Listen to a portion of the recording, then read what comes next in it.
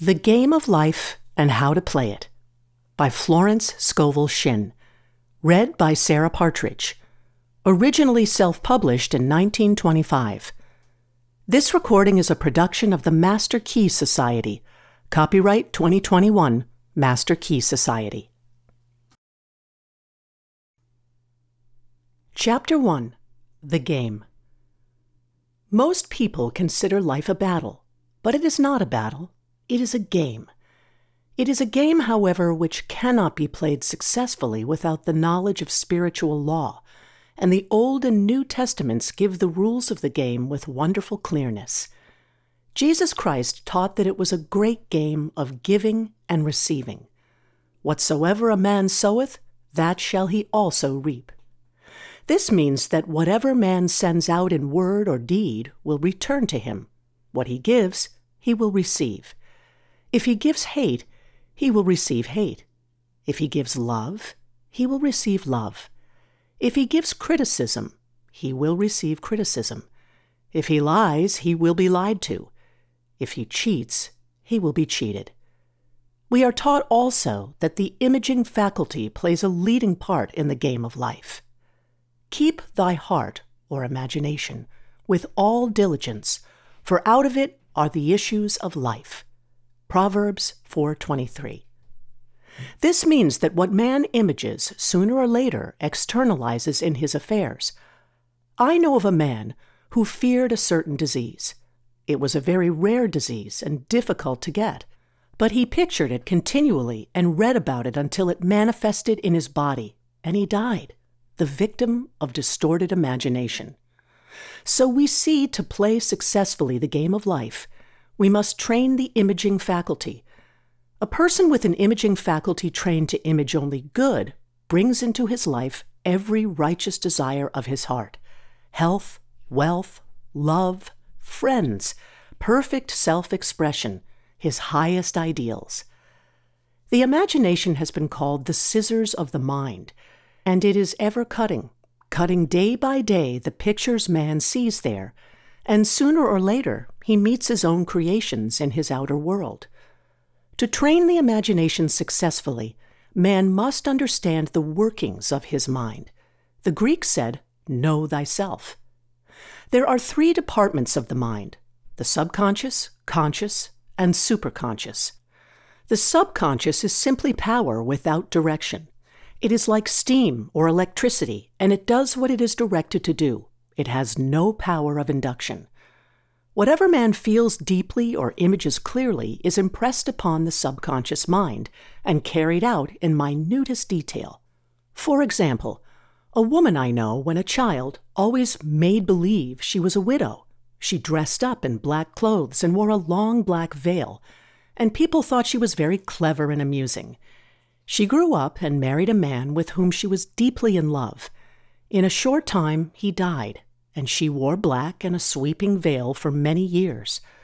The picture of herself as a widow was impressed upon the subconscious mind, and in due time worked itself out, regardless of the havoc created.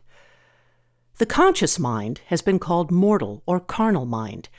It is the human mind and sees life as it appears to be. It sees death, disaster, sickness, poverty, and limitation of every kind, and it impresses the subconscious. The superconscious mind is the God mind within each man, and is the realm of perfect ideas. In it is the perfect pattern spoken of by Plato, the divine design, for there is a divine design for each person. There is a place that you are to fill and no one else can fill, something you are to do which no one else can do. There is a perfect picture of this in the superconscious mind. It usually flashes across the conscious as an unattainable ideal, something too good to be true. In reality, it is man's true destiny or destination flashed to him from the infinite intelligence which is within himself. Many people, however, are in ignorance of their true destinies and are striving for things and situations which do not belong to them, and would only bring failure and dissatisfaction if attained. For example, a woman came to me and asked me to speak the word that she would marry a certain man with whom she was very much in love. She called him AB. I replied that this would be a violation of spiritual law, but that I would speak the word for the right man, the divine selection, the man who belonged to her by divine right. I added, if AB is the right man, you can't lose him, and if he isn't, you will receive his equivalent. She saw AB frequently, but no headway was made in their friendship.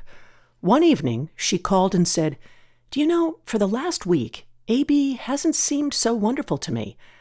I replied, "Maybe he is not the divine selection. Another man may be the right one."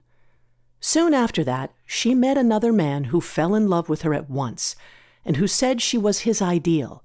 In fact, he said all the things that she had always wished AB would say to her. She remarked, "It was quite uncanny."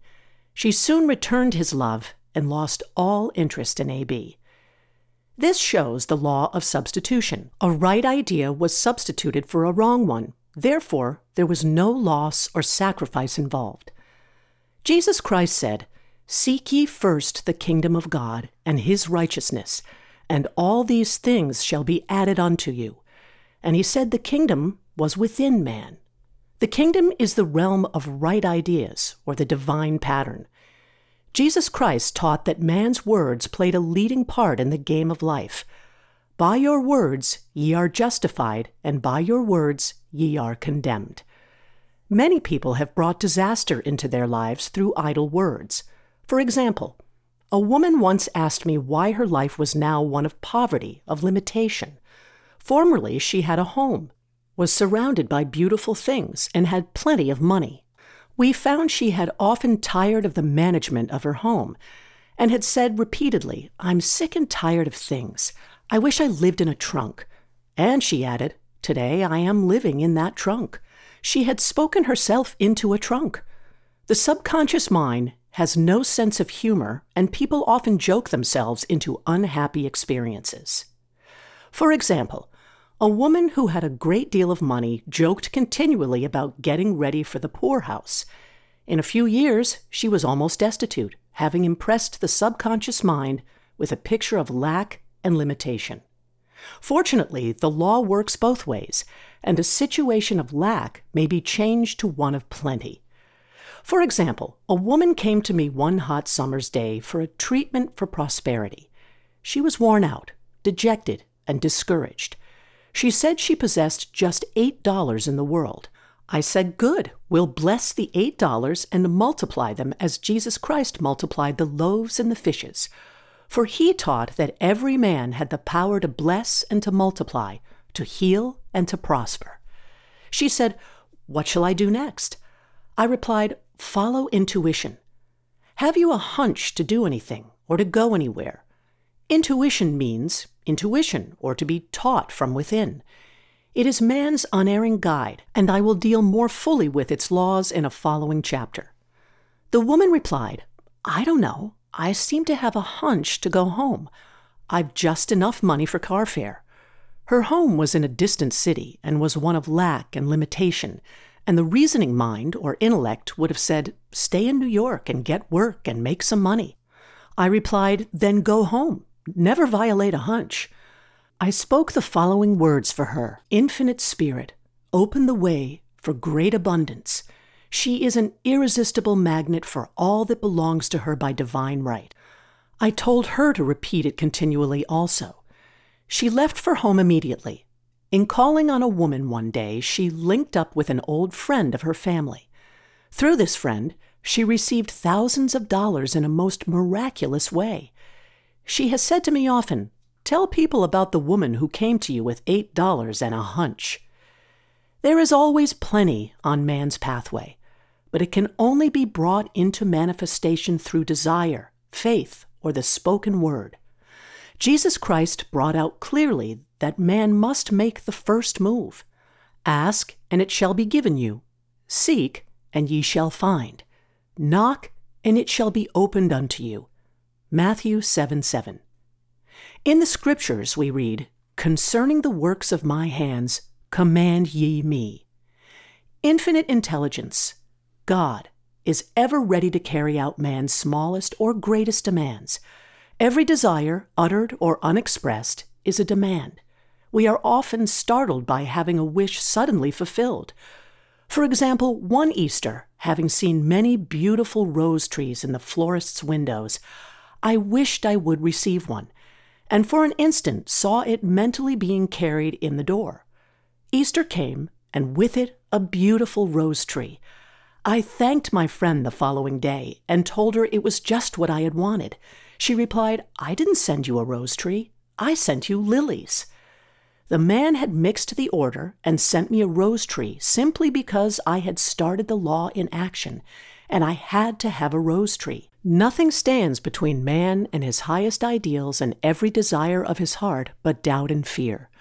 When man can wish without worrying, every desire will be instantly fulfilled. I will explain more fully in a following chapter the scientific reason for this and how fear must be erased from the consciousness.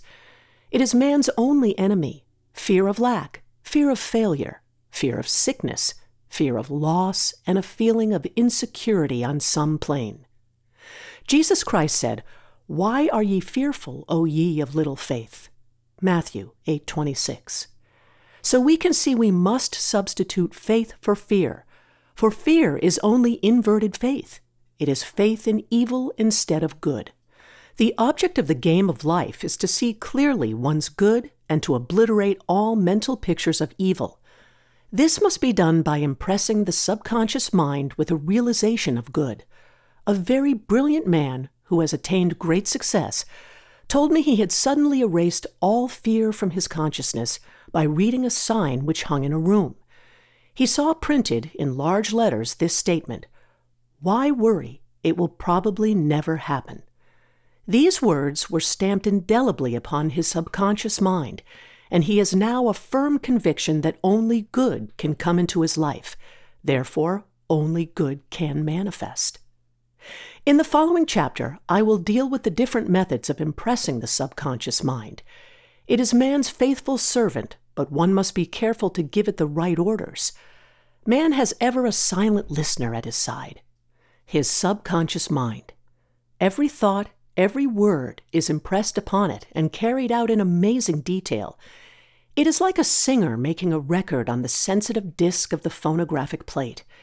Every note and tone of the singer's voice is registered.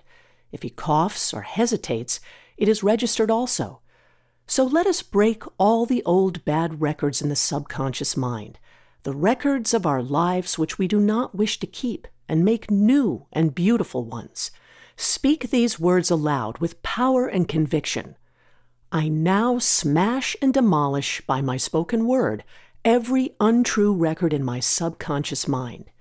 They shall return to the dust heap of their native nothingness, for they came from my own vain imaginings. I now make my perfect records through the Christ within, the records of health, wealth, love, and perfect self-expression. This is the square of life, the game completed. In the following chapters, I will show how man can change his conditions by changing his words. Any man who does not know the power of the word is behind the times. Death and life are in the power of the tongue. Proverbs 18:21. Chapter 2. The Law of Prosperity. Yea, the Almighty shall be thy defense, and thou shalt have plenty of silver. One of the greatest messages given to the race through the Scriptures is that God is man's supply, and that man can release through his spoken word all that belongs to him by divine right. He must, however, have perfect faith in his spoken word. Isaiah said, "My word shall not return unto me void, but shall accomplish that whereunto it is sent." We know now that words and thoughts are a tremendous vibratory force, ever molding man's body and affairs. A woman came to me in great distress and said she was to be sued on the 15th of the month for $3,000. She knew no way of getting the money and was in despair. I told her God was her supply, and that there is a supply for every demand. So I spoke the word. I gave thanks that the woman would receive $3,000 at the right time in the right way. I told her she must have perfect faith and act her perfect faith. The 15th came, but no money had materialized. She called me on the phone and asked what she was to do. I replied, "It is Saturday, so they won't sue you today. Your part is to act rich, thereby showing perfect faith that you will receive it by Monday." She asked me to lunch with her to keep up her courage. When I joined her at the restaurant, I said, "This is no time to economize. Order an expensive luncheon. Act as if you have already received the $3,000. All things whatsoever ye ask in prayer, believing, ye shall receive." You must act as if you had already received. The next morning, she called me on the phone and asked me to stay with her during the day. I said, "No, you are divinely protected and God is never too late." In the evening, she phoned again, greatly excited, and said, "My dear, a miracle has happened. I was sitting in my room this morning when the doorbell rang. I said to the maid, 'Don't let anyone in.' The maid, however, looked out the window and said, 'It's your cousin with the long white beard.' So I said, 'Call him back. I would like to see him.' He was just turning the corner when he heard the maid's voice, and he came back.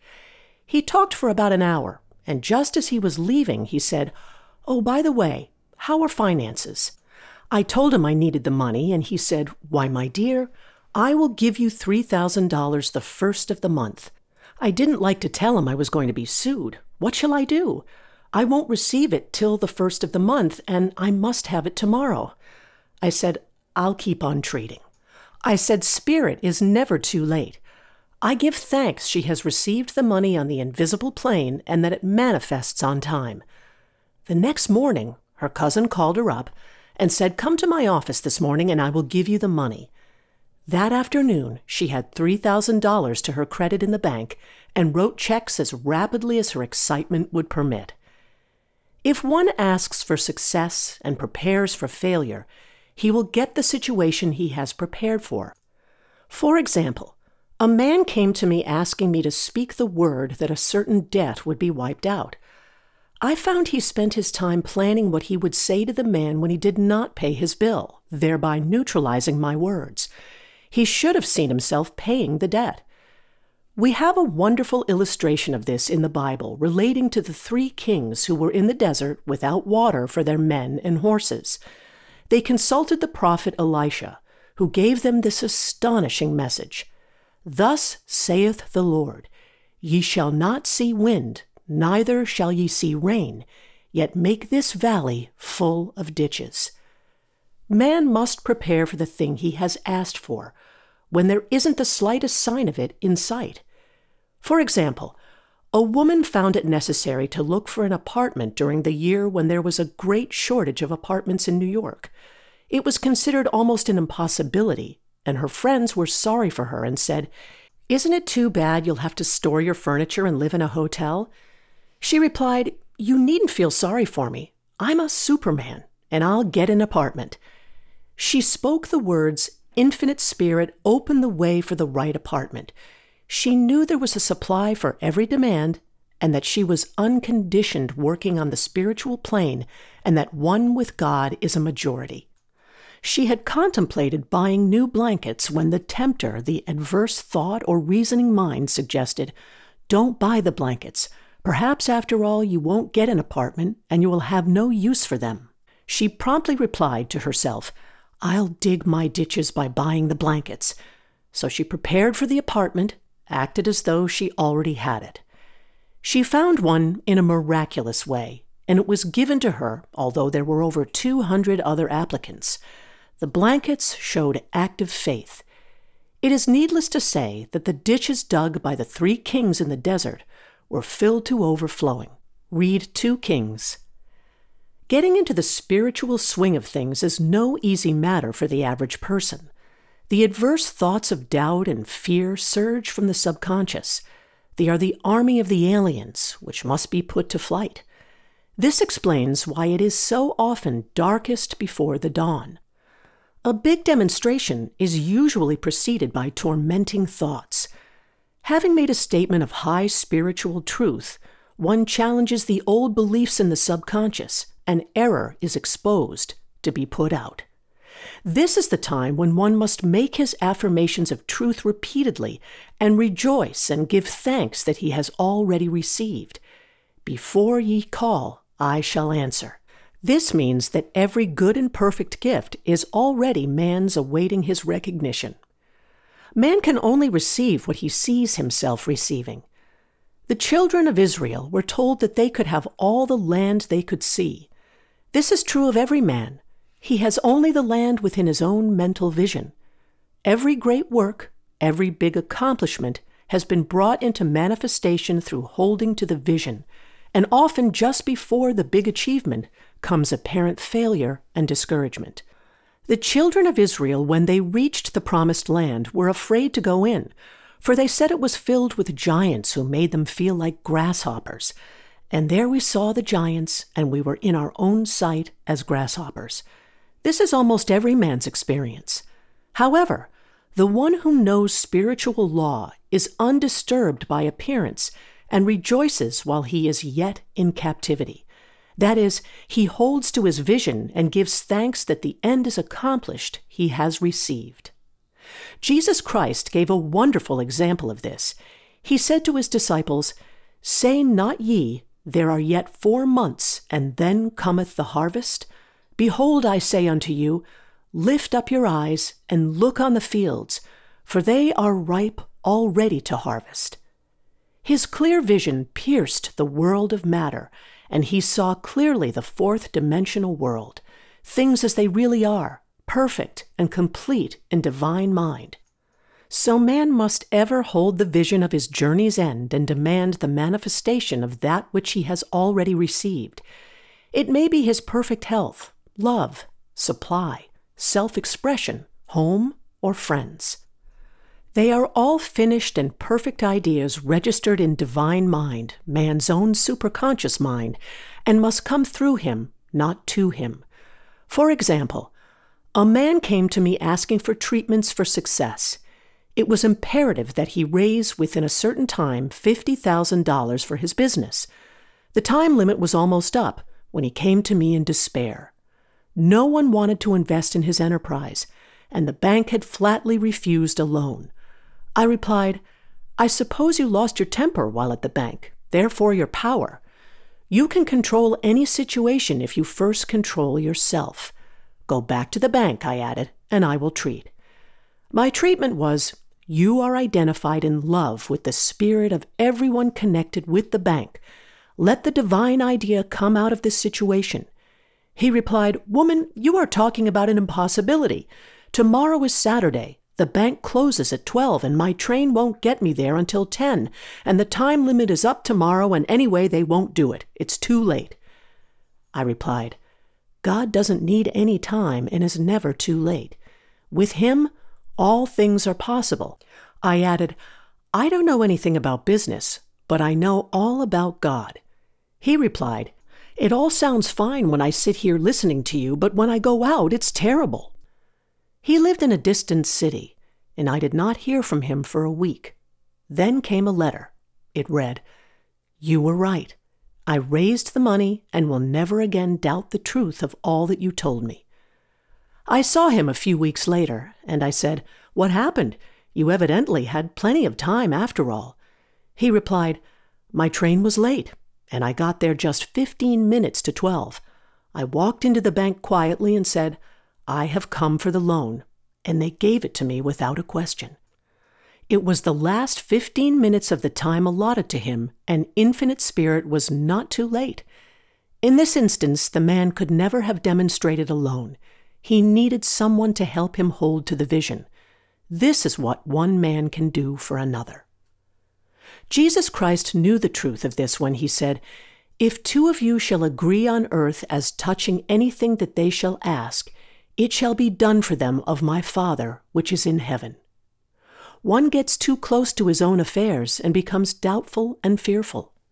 The friend or healer sees clearly the success, health, or prosperity and never wavers, because he is not close to the situation. It is much easier to demonstrate for someone else than for oneself, so a person should not hesitate to ask for help if he feels himself wavering. A keen observer of life once said, "No man can fail if some one person sees him successful."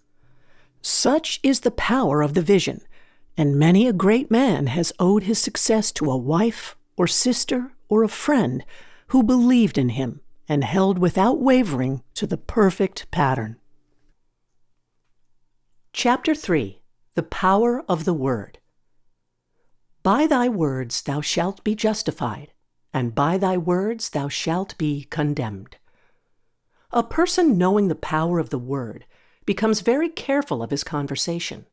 He has only to watch the reaction of his words to know that they do not return void. Through his spoken word, man is continually making laws for himself. I knew a man who said, "I always miss a car. It invariably pulls out just as I arrive." His daughter said, "I always catch a car. It's sure to come just as I get there." This occurred for years. Each had made a separate law for himself, one of failure, one of success. This is the psychology of superstitions.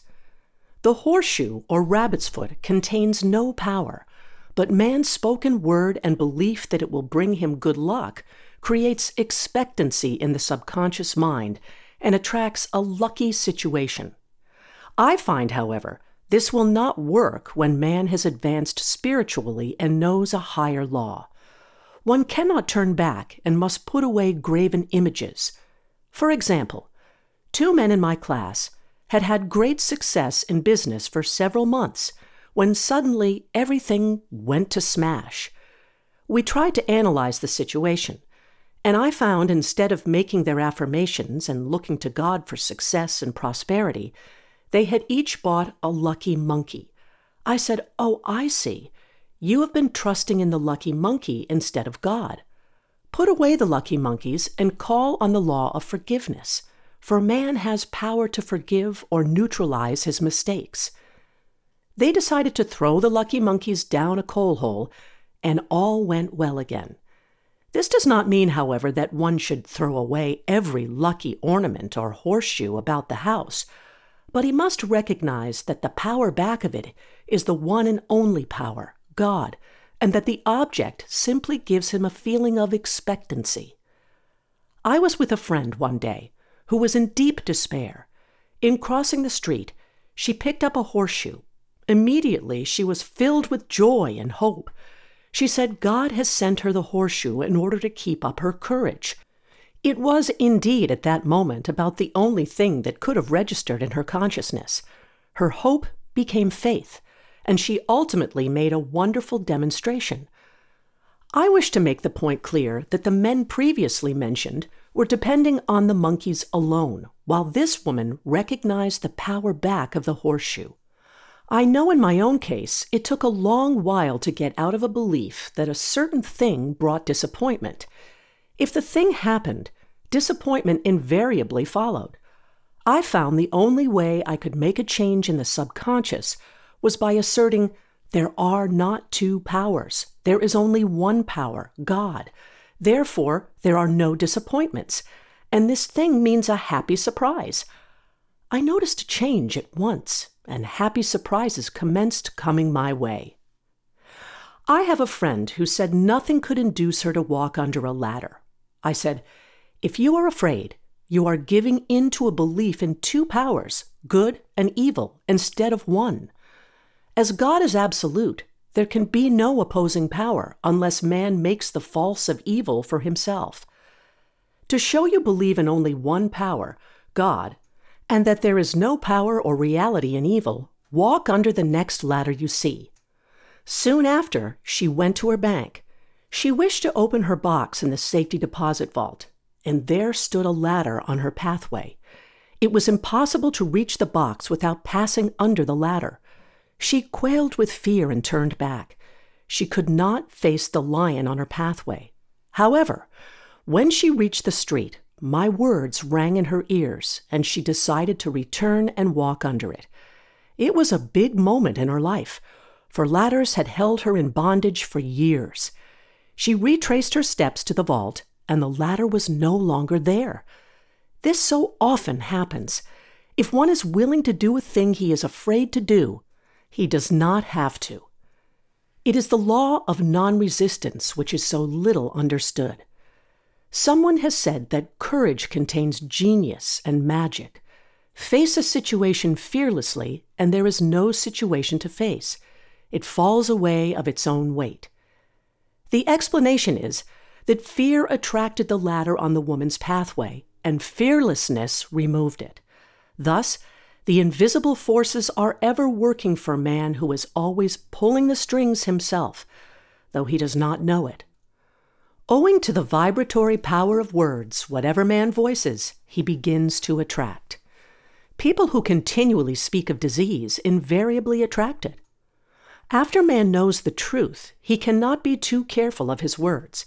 For example, I have a friend who often says on the phone, "Do come to see me and have a fine old-fashioned chat."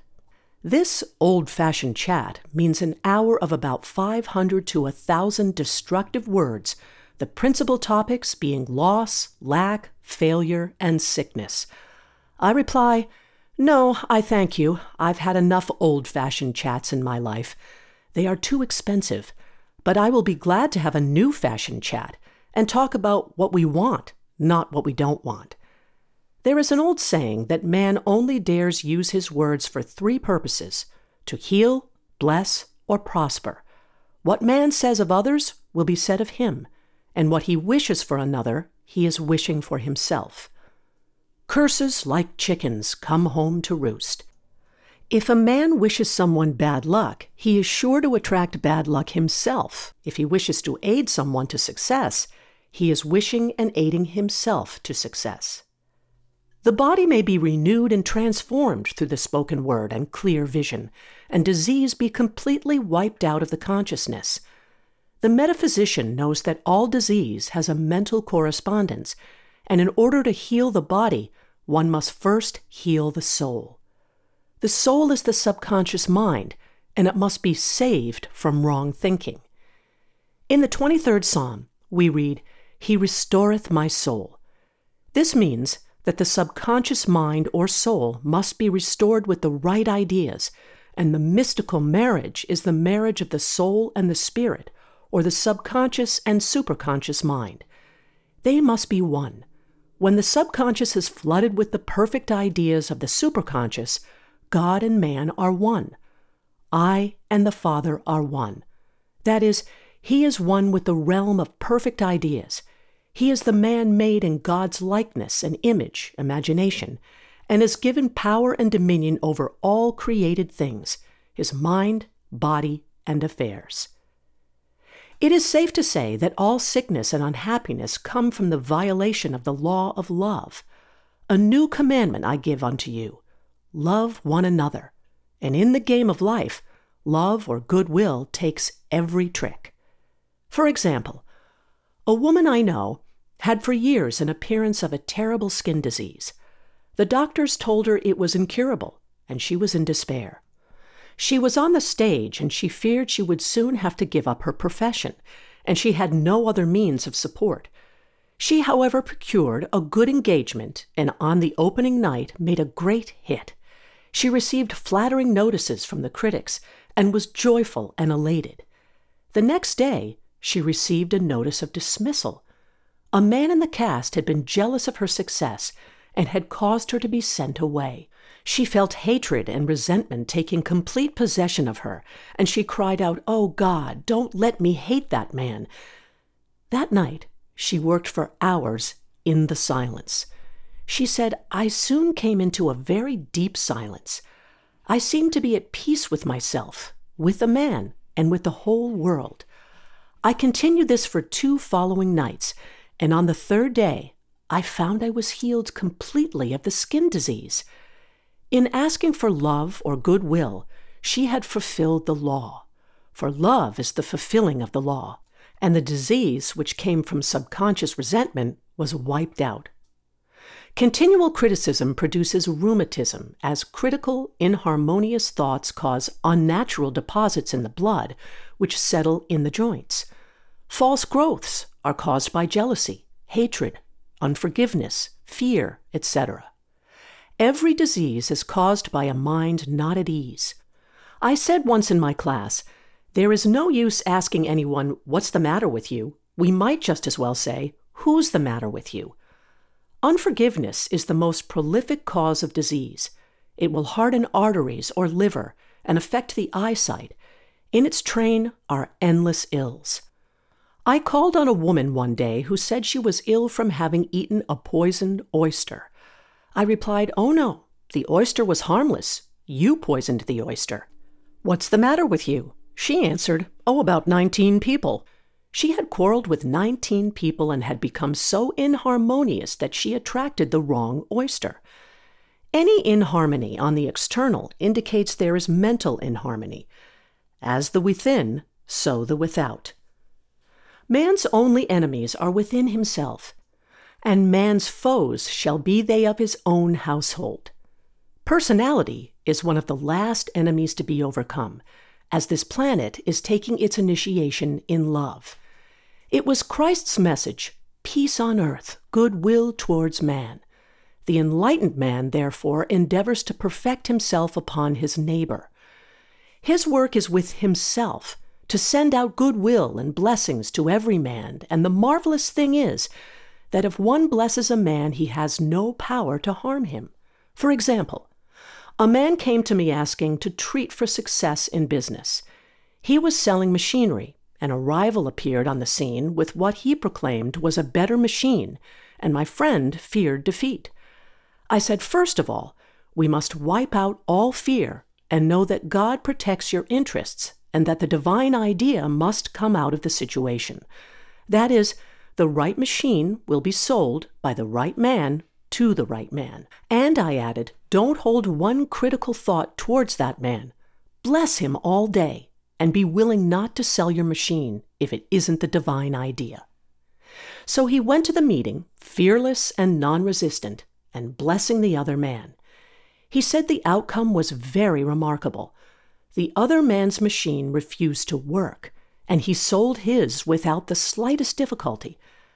But I say unto you, love your enemies, bless them that curse you, do good to them that hate you, and pray for them which spitefully use you and persecute you.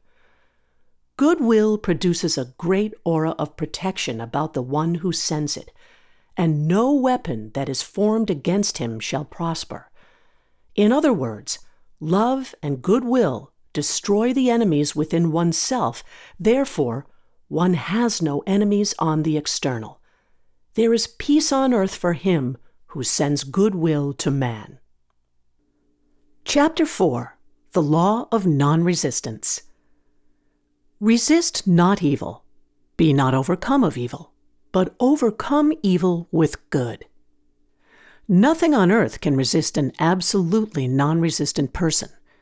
The Chinese say that water is the most powerful element because it is perfectly non-resistant.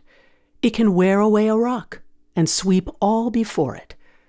Jesus Christ said, resist not evil, for he knew in reality there is no evil, therefore nothing to resist. Evil has come of a man's vain imagination or a belief in two powers, good and evil. There is an old legend that Adam and Eve ate of Maya, the tree of illusion, and saw two powers instead of one power, God. Therefore, evil is a false law man has made for himself through psychoma or soul sleep. Soul sleep means that man's soul has been hypnotized by the race belief of sin, sickness, and death, etc., which is carnal or mortal thought, and his affairs have outpictured his illusions. We have read in a preceding chapter that man's soul is his subconscious mind, and whatever he feels deeply, good or bad, is outpictured by that faithful servant. His body and affairs show forth what he has been picturing. The sick man has pictured sickness, the poor man, poverty, the rich man, wealth. People often say, why does a little child attract illness when it is too young even to know what it means? I answer that children are sensitive and receptive to the thoughts of others about them, and often outpicture the fears of their parents. I heard a metaphysician once say, if you do not run your subconscious mind yourself, someone else will run it for you. Mothers often unconsciously attract illness and disaster to their children by continually holding them in thoughts of fear and watching for symptoms. For example, a friend asked a woman if her little girl had had the measles. She replied promptly, "Not yet." This implied that she was expecting the illness and therefore preparing the way for what she did not want for herself and child. However, the man who is centered and established in right thinking, the man who sends out only goodwill to his fellow man, and who is without fear, cannot be touched or influenced by the negative thoughts of others. In fact, he could then receive only good thoughts, as he himself sends forth only good thoughts. Resistance is hell, for it places man in a state of torment. A metaphysician once gave me a wonderful recipe for taking every trick in the game of life. It is the acme of non-resistance. He gave it in this way. At one time in my life, I baptized children, and of course, they had many names. Now I no longer baptize children, but I baptize events, but I give every event the same name. If I have a failure, I baptize it success, in the name of the Father, and of the Son, and of the Holy Ghost. In this, we see the great law of transmutation, founded on non-resistance. Through his spoken word, every failure was transmuted into success. For example, a woman who required money, and who knew the spiritual law of opulence, was thrown continually in a business way with a man who made her feel very poor. He talked lack and limitation, and she commenced to catch his poverty thoughts, so she disliked him and blamed him for her failure. She knew in order to demonstrate her supply, she must first feel that she had received. A feeling of opulence must precede its manifestation. It dawned upon her one day that she was resisting the situation and seeing two powers instead of one. So she blessed the man and baptized the situation success. She affirmed, "As there is only one power, God, this man is here for my good and my prosperity." Just what he did not seem to be there for. Soon after that, she met, through this man, a woman who gave her for a service rendered several $1,000s, and the man moved to a distant city and faded harmoniously from her life. Make the statement, "Every man is a golden link in the chain of my good, for all men are God in manifestation, awaiting the opportunity given by man himself to serve the divine plan of his life." Bless your enemy, and you rob him of his ammunition. His arrows will be transmuted into blessings. This law is true of nations as well as individuals. Bless a nation, send love and goodwill to every inhabitant, and it is robbed of its power to harm. Man can only get the right idea of non-resistance through spiritual understanding. My students have often said, "I don't want to be a doormat." I reply, when you use non-resistance with wisdom, no one will ever be able to walk over you. Another example. One day I was impatiently awaiting an important telephone call. I resisted every call that came in and made no outgoing calls myself, reasoning that it might interfere with the one I was awaiting. Instead of saying, "Divine ideas never conflict, the call will come at the right time," leaving it to infinite intelligence to arrange, I commenced to manage things myself. I made the battle mine, not God's, and remained tense and anxious. The bell did not ring for about an hour, and I glanced at the phone and found the receiver had been off that length of time and the phone was disconnected. My anxiety, fear, and belief in interference had brought on a total eclipse of the telephone. Realizing what I had done, I commenced blessing the situation at once. I baptized its success and affirmed, "I cannot lose any call that belongs to me by divine right. I am under grace and not under law." A friend rushed out to the nearest telephone to notify the company to reconnect. She entered a crowded grocery, but the proprietor left his customers and attended to the call himself. My phone was connected at once, and 2 minutes later, I received a very important call, and about an hour afterward, the one I had been awaiting. One's ships come in over a calm sea. So long as man resists a situation, he will have it with him. If he runs away from it, it will run after him. For example, I repeated this to a woman one day, and she replied, "How true that is. I was unhappy at home. I disliked my mother, who was critical and domineering. So I ran away and was married. But I married my mother, for my husband was exactly like my mother, and I had the same situation to face again. Agree with thine adversary quickly." That means agree that the adverse situation is good. Be undisturbed by it, and it falls away of its own weight. "None of these things move me" is a wonderful affirmation. The inharmonious situation comes from some inharmony within man himself.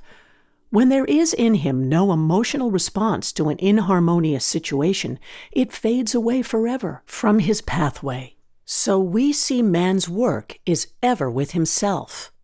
People have said to me, "Give treatments to change my husband or my brother." I reply, "No, I will give treatments to change you. When you change, your husband and your brother will change." One of my students was in the habit of lying. I told her it was a failure method, and if she lied, she would be lied to. She replied, "I don't care. I can't possibly get along without lying." One day, she was speaking on the phone to a man with whom she was very much in love. She turned to me and said, "I don't trust him. I know he's lying to me." I replied, "Well, you lie yourself, so someone has to lie to you, and you will be sure it will be just the person you want the truth from." Some time after that, I saw her, and she said, "I'm cured of lying." I questioned, "What cured you?" She replied, "I have been living with a woman who lied worse than I did." One is often cured of his faults by seeing them in others.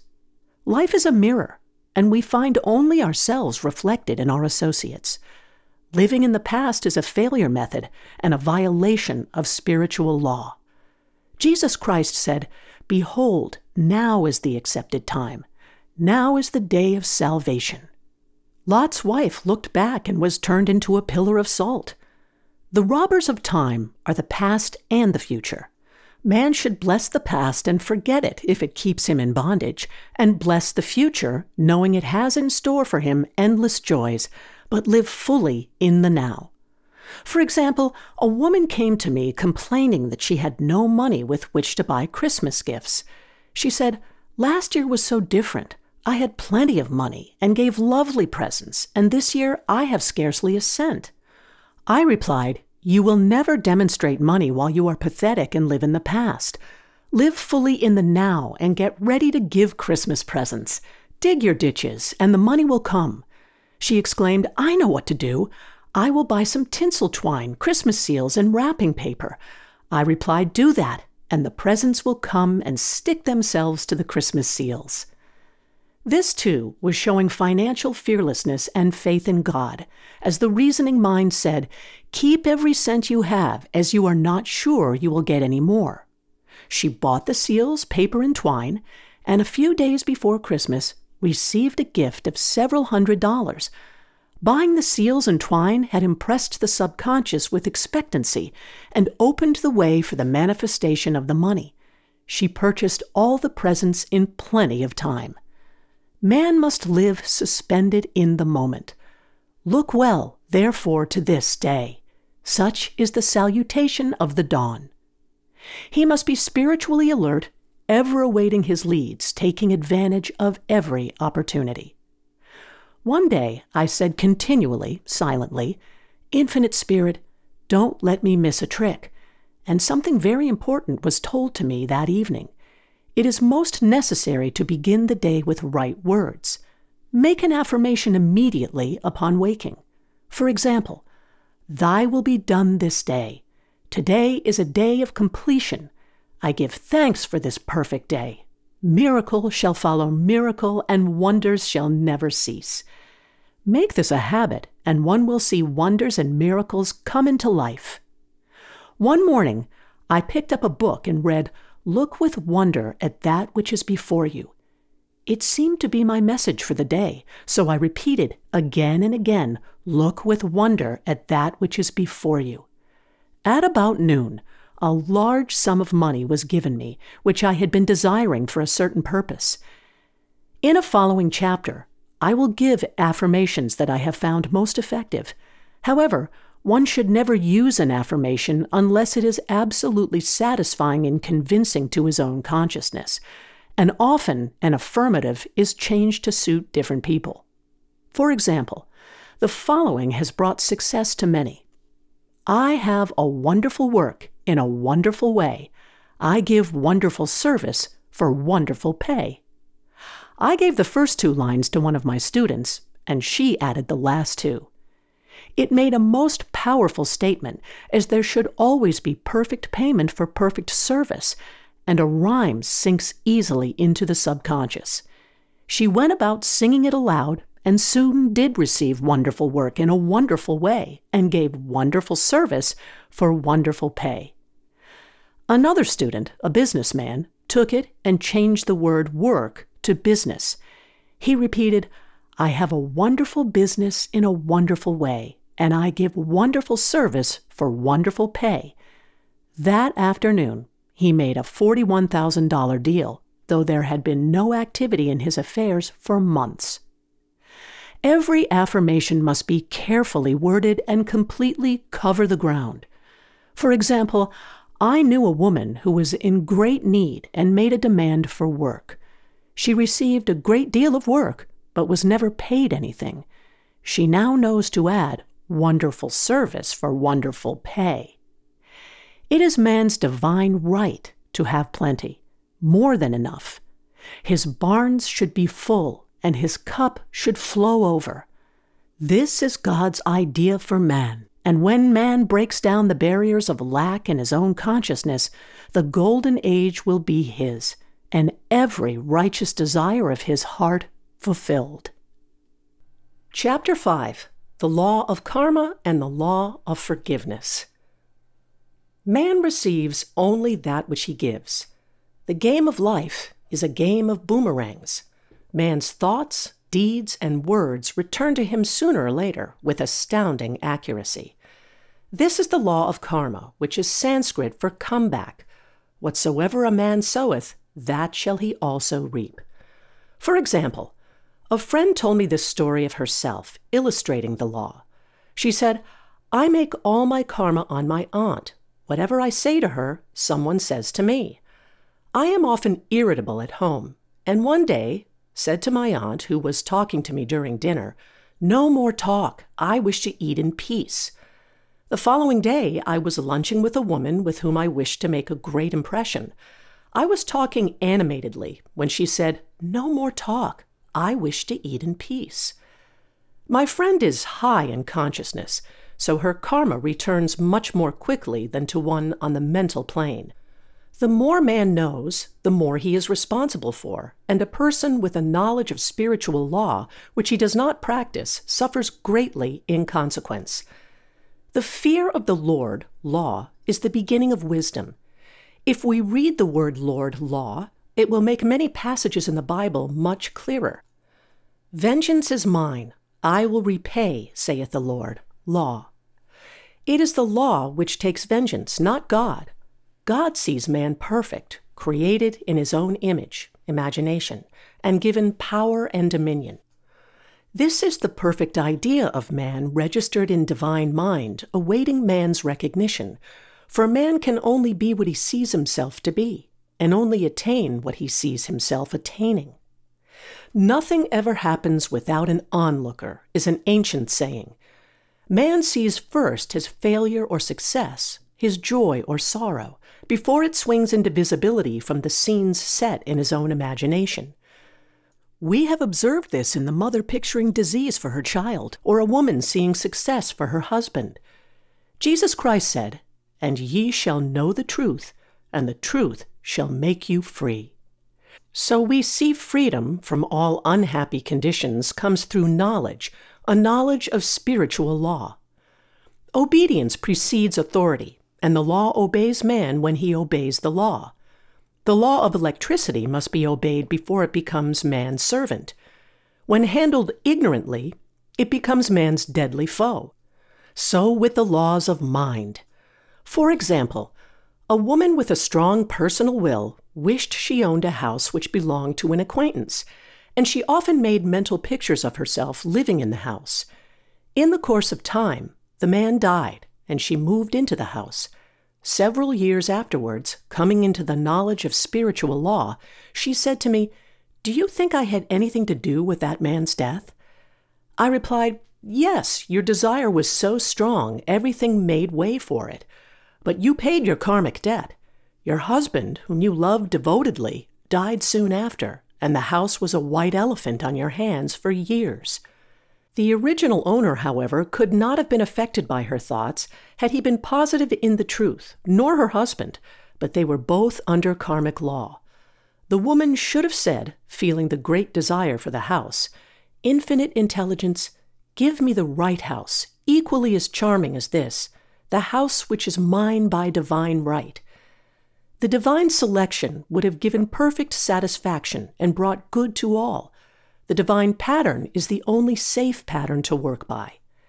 Desire is a tremendous force and must be directed in the right channels or chaos ensues. In demonstrating, the most important step is the first step to ask aright. Man should always demand only that which is his by divine right. To go back to the illustration, had the woman taken this attitude, "If this house I desire is mine, I cannot lose it.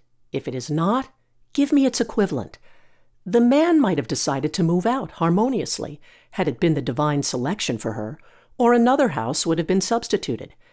Anything forced into manifestation through personal will is always ill-got and has ever bad success. Man is admonished, "My will be done, not thine," and the curious thing is, man always gets just what he desires when he does relinquish personal will, thereby enabling infinite intelligence to work through him. "Stand ye still and see the salvation of the Lord." Law. For example, a woman came to me in great distress. Her daughter had determined to take a very hazardous trip, and the mother was filled with fear. She said she had used every argument, had pointed out the dangers to be encountered, and forbidden her to go. But the daughter became more and more rebellious and determined. I said to the mother, "You are forcing your personal will upon your daughter, which you have no right to do, and your fear of the trip is only attracting it, for man attracts what he fears." I added, "Let go and take your mental hands off. Put it in God's hands and use this statement. I put this situation in the hands of infinite love and wisdom. If this trip is the divine plan, I bless it and no longer resist. But if it is not divinely planned, I give thanks that it is now dissolved and dissipated." A day or two after that, her daughter said to her, "Mother, I have given up the trip," and the situation returned to its native nothingness. It is learning to stand still which seems so difficult for man. I will deal more fully with this law in the chapter on non-resistance. I will give another example of sowing and reaping, which came in the most curious way. A woman came to me saying she had received a counterfeit $20 bill given to her at the bank. She was much disturbed, for she said the people at the bank will never acknowledge their mistake. I replied, "Let's analyze the situation and find out why you attracted it." She thought a few moments and exclaimed, "I know it. I sent a friend a lot of stage money just for a joke." So the law had sent her some stage money, for it doesn't know anything about jokes. I said, "Now we will call on the law of forgiveness and neutralize the situation." Christianity is founded upon the law of forgiveness. Christ has redeemed us from the curse of the karmic law, and the Christ within each man is his redeemer and salvation from all inharmonious conditions. So I said, "Infinite Spirit, we call on the law of forgiveness and give thanks that she is under grace and not under law, and cannot lose this $20, which is hers by divine right. Now," I said, "go back to the bank and tell them fearlessly that it was given you there by mistake." She obeyed, and to her surprise, they apologized and gave her another bill, treating her most courteously. So knowledge of the law gives man power to rub out his mistakes. Man cannot force the external to be what he is not. If he desires riches, he must be rich first in consciousness. For example, a woman came to me asking treatment for prosperity. She did not take much interest in her household affairs, and her home was in great disorder. I said to her, "If you wish to be rich, you must be orderly. All men with great wealth are orderly, and order is heaven's first law." I added, "You will never become rich with a burnt match in the pincushion." She had a good sense of humor and commenced immediately, putting her house in order. She rearranged furniture, straightened out bureau drawers, cleaned rugs, and soon made a big financial demonstration, a gift from a relative. The woman herself became made over and keeps herself keyed up financially by being ever watchful of the external and expecting prosperity, knowing God is her supply. Many people are in ignorance of the fact that gifts and things are investments, and that hoarding and saving invariably leads to loss. There is that scattereth and yet increaseth, and there is that withholdeth more than is meet, but it tendeth to poverty. For example, I knew a man who wanted to buy a fur-lined overcoat. He and his wife went to various shops, but there was none he wanted. He said they were all too cheap-looking. At last he was shown one. The salesman said was valued at $1,000, but which the manager would sell him for $500, as it was late in the season. His financial possessions amounted to about $700. The reasoning mind would have said, "You can't afford to spend nearly all you have on a coat." But he was very intuitive and never reasoned. He turned to his wife and said, "If I get this coat, I'll make a ton of money." So his wife consented weakly. About a month later, he received a $10,000 commission. The coat made him feel so rich. It linked him with success and prosperity. Without the coat, he would not have received the commission. It was an investment paying large dividends. If man ignores these leadings to spend or to give, the same amount of money will go in an uninteresting or unhappy way. For example, a woman told me on Thanksgiving Day she informed her family that they could not afford a Thanksgiving dinner. She had the money, but decided to save it. A few days later, someone entered her room and took from the bureau drawer the exact amount the dinner would have cost. The law always stands back of the man who spends fearlessly with wisdom. For example, one of my students was shopping with her little nephew.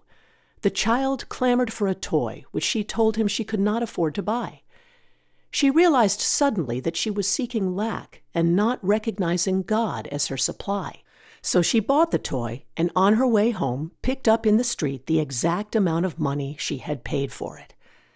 Man's supply is inexhaustible and unfailing when fully trusted, but faith or trust must precede the demonstration. According to your faith, be it unto you. Faith is the substance of things hoped for, the evidence of things not seen. For faith holds the vision steady, and the adverse pictures are dissolved and dissipated, and in due season we shall reap if we faint not. Jesus Christ brought the good news, the gospel, that there was a higher law than the law of karma, and that law transcends the law of karma. It is the law of grace or forgiveness. It is the law which frees man from the law of cause and effect, the law of consequence, under grace and not under law. We are told that on this plane, man reaps where he has not sown. The gifts of God are simply poured out upon him. All that the kingdom affords is his. This continued state of bliss awaits the man who has overcome the race or world thought. In the world thought there is tribulation, but Jesus Christ said, "Be of good cheer. I have overcome the world." The world thought is that of sin, sickness, and death. He saw their absolute unreality and said, "Sickness and sorrow shall pass away, and death itself, the last enemy, be overcome." We know now, from a scientific standpoint, that death could be overcome by stamping the subconscious mind with the conviction of eternal youth and eternal life. The subconscious, being simply power without direction, carries out orders without questioning. Working under the direction of the superconscious, the Christ or God within man, the resurrection of the body, would be accomplished. Man would no longer throw off his body in death. It would be transformed into the body electric sung by Walt Whitman, for Christianity is founded upon the forgiveness of sins and an empty tomb. Chapter 6. Casting the Burden. Impressing the subconscious. When man knows his own powers and the workings of his mind, his great desire is to find an easy and quick way to impress the subconscious with good, for simply an intellectual knowledge of the truth will not bring results. In my own case, I found the easiest way is in casting the burden. A metaphysician once explained it in this manner. He said, "The only thing which gives anything weight in nature is the law of gravitation, and if a boulder could be taken high above the planet, there would be no weight in that boulder, and that is what Jesus Christ meant when he said, 'My yoke is easy and my burden is light.'" He had overcome the world vibration and functioned in the fourth dimensional realm where there is only perfection, completion, life, and joy. He said, "Come to me, all ye that labor and are heavy laden, and I will give you rest. Take my yoke upon you, for my yoke is easy and my burden is light." We are also told in the 55th Psalm to cast thy burden upon the Lord. Many passages in the Bible state that the battle is God's, not man's, and that man is always to stand still and see the salvation of the Lord. This indicates that the superconscious mind, or Christ within, is the department which fights man's battle and relieves him of burdens. We see, therefore, that man violates law if he carries a burden, and a burden is an adverse thought or condition, and this thought or condition has its root in the subconscious. It seems almost impossible to make any headway directing the subconscious from the conscious or reasoning mind, as the reasoning mind, the intellect, is limited in its conceptions and filled with doubts and fears. How scientific it then is to cast the burden upon the superconscious mind, or Christ within, where it is made light or dissolved into its native nothingness. For example, a woman in urgent need of money made light upon the Christ within, the superconscious, with the statement, "I cast this burden of lack on the Christ within, and I go free to have plenty." The belief in lack was her burden, and as she cast it upon the superconscious with its belief of plenty, an avalanche of supply was the result. We read, "The Christ in you, the hope of glory." Another example. One of my students had been given a new piano, and there was no room in her studio for it until she had moved out the old one. She was in a state of perplexity. She wanted to keep the old piano, but knew of no place to send it. She became desperate, as the new piano was to be sent immediately. In fact, was on its way, with no place to put it. She said it came to her to repeat, "I cast this burden on the Christ within, and I go free." A few moments later, her phone rang, and a woman friend asked if she might rent her old piano, and it was moved out a few minutes before the new one arrived. I knew a woman whose burden was resentment. She said, "I cast this burden of resentment on the Christ within, and I go free to be loving, harmonious, and happy." The almighty superconscious flooded the subconscious with love, and her whole life was changed. For years, resentment had held her in a state of torment and imprisoned her soul, the subconscious mind. The statement should be made over and over and over, sometimes for hours at a time, silently or audibly, with quietness but determination. I have often compared it to winding up a Victrola. We must wind ourselves up with spoken words. I have noticed in casting the burden, after a little while, one seems to see clearly. It is impossible to have clear vision while in the throes of carnal mind. Doubts and fear poison the mind and body, and imagination runs riot, attracting disaster and disease. In steadily repeating the affirmation, "I cast this burden on the Christ within and go free," the vision clears, and with it, a feeling of relief, and sooner or later comes the manifestation of good, be it health, happiness, or supply. One of my students once asked me to explain the darkness before the dawn. I referred in a preceding chapter to the fact that often before the big demonstration, everything seems to go wrong, and deep depression clouds the consciousness. It means that out of the subconscious are rising the doubts and fears of the ages. These old derelicts of the subconscious rise to the surface to be put out. It is then that man should clap his cymbals like Jehoshaphat and give thanks that he is saved even though he seems surrounded by the enemy. The situation of lack or disease. The student continued, "How long must one remain in the dark?" And I replied, "Until one can see in the dark. And casting the burden enables one to see in the dark." In order to impress the subconscious, active faith is always essential. Faith without works is dead. In these chapters, I have endeavored to bring out this point. Jesus Christ showed active faith when he commanded the multitude to sit down on the ground before he gave thanks for the loaves and the fishes. I will give another example showing how necessary this step is. In fact, active faith is the bridge over which man passes to his promised land. Through misunderstanding, a woman had been separated from her husband, whom she loved deeply. He refused all offers of reconciliation and would not communicate with her in any way. Coming into the knowledge of spiritual law, she denied the appearance of separation.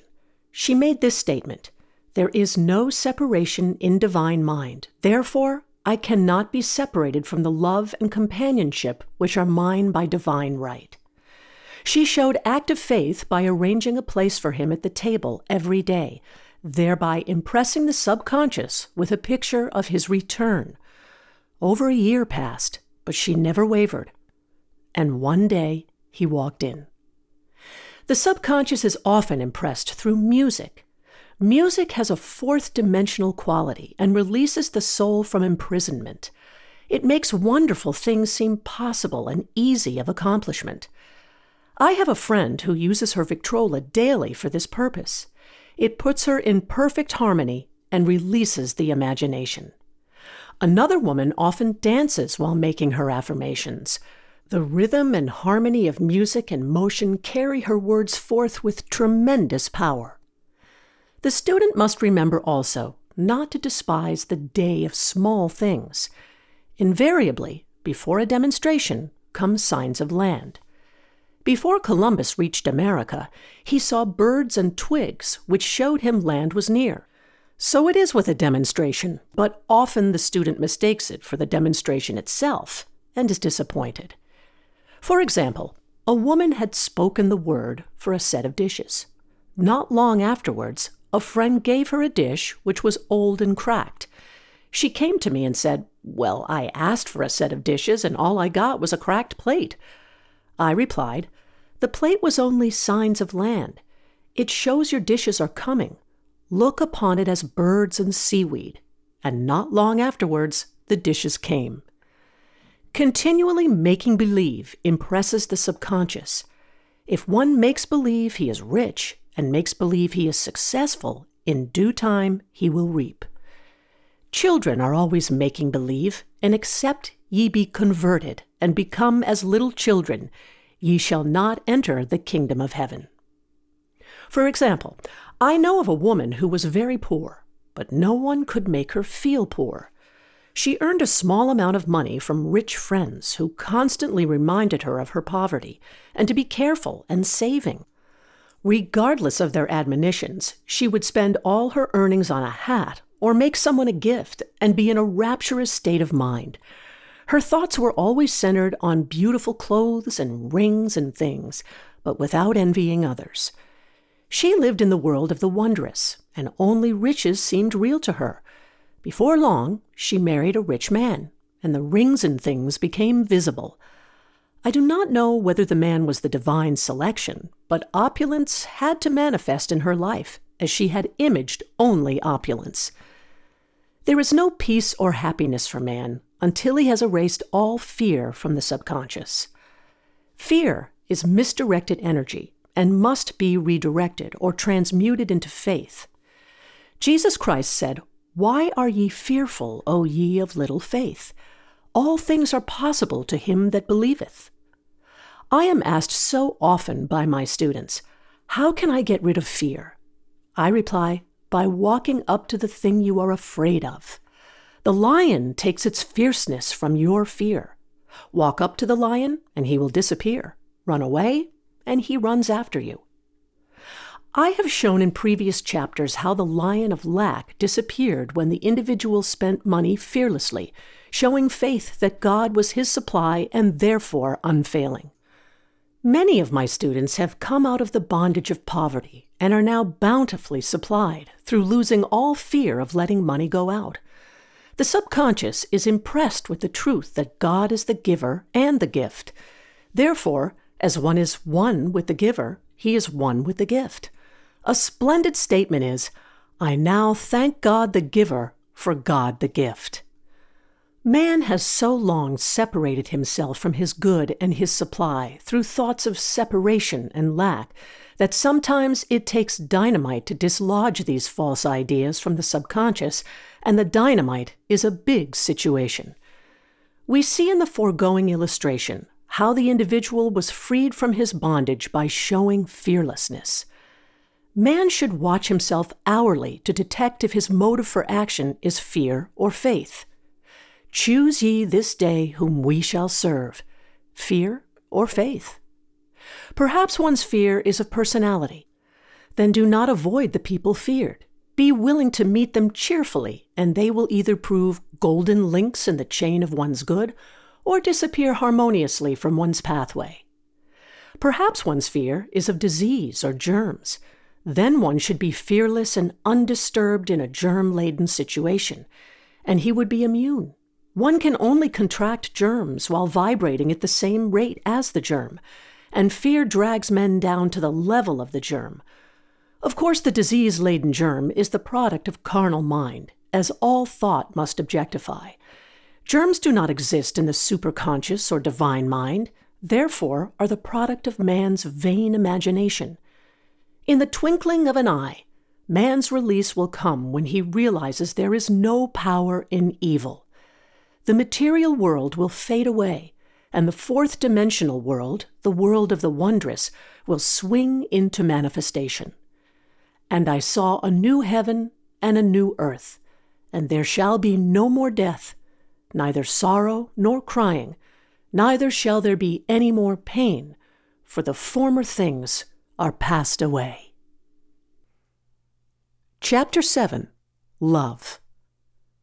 Every man on this planet is taking his initiation in love. "A new commandment I give unto you, that ye love one another." Ouspensky states in Tertium Organum that love is a cosmic phenomenon and opens to man the fourth dimensional world, the world of the wondrous. Real love is selfless and free from fear.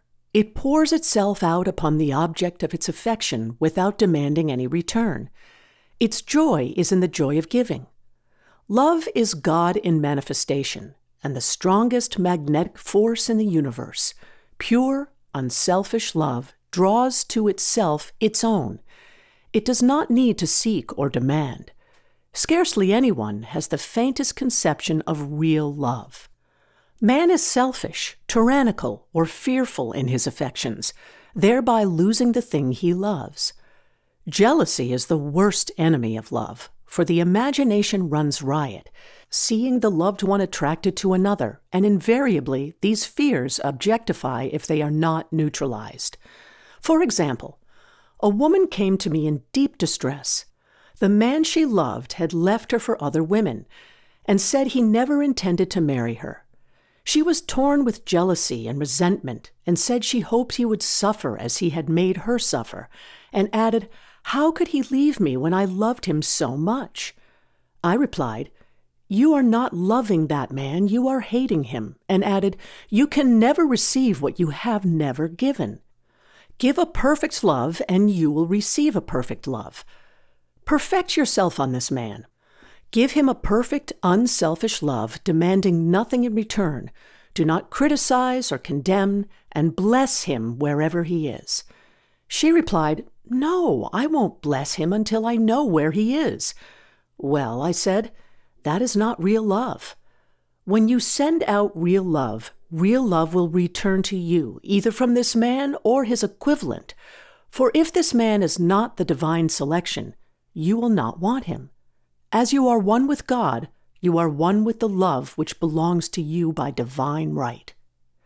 Several months passed, and matters remained about the same. But she was working conscientiously with herself.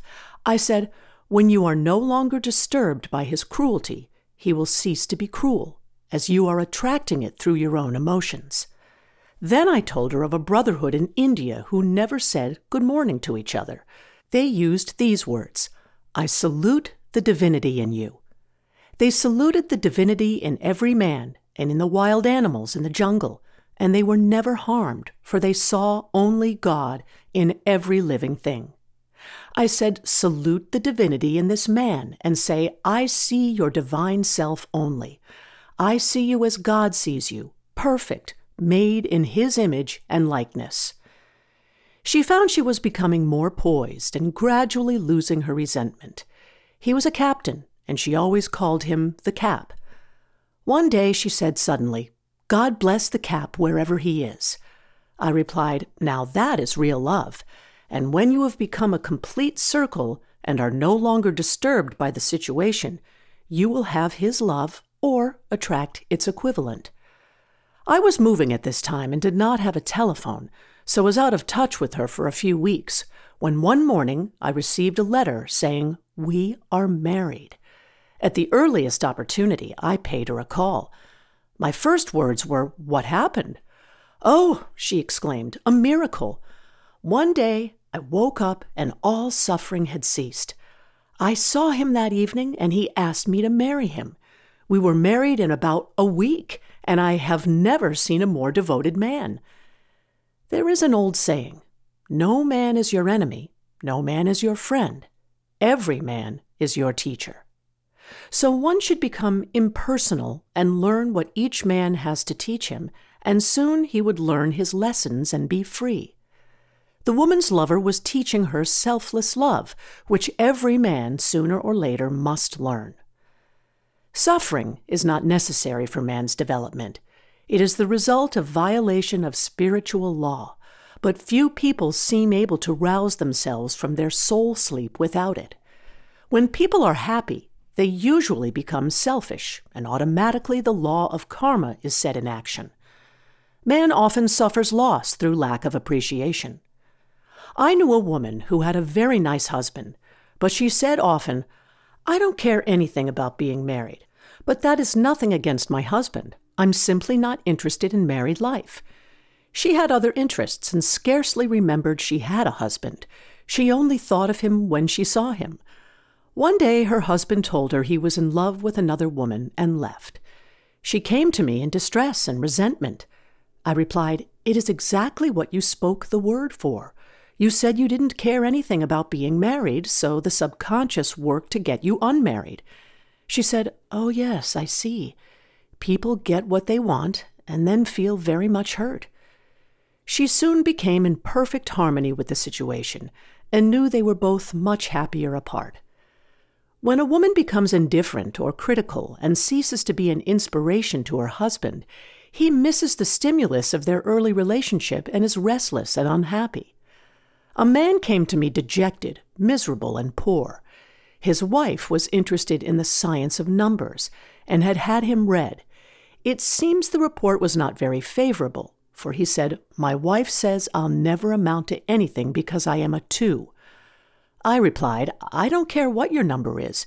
You are a perfect idea in divine mind, and we will demand the success and prosperity which are already planned for you by that infinite intelligence." Within a few weeks, he had a very fine position, and a year or two later, he achieved a brilliant success as a writer. No man is a success in business unless he loves his work. The picture the artist paints for love of his art is his greatest work. The pot boiler is always something to live down. No man can attract money if he despises it. Many people are kept in poverty by saying, "Money means nothing to me, and I have a contempt for people who have it." This is the reason so many artists are poor. Their contempt for money separates them from it. I remember hearing one artist say of another, "He's no good as an artist. He has money in the bank."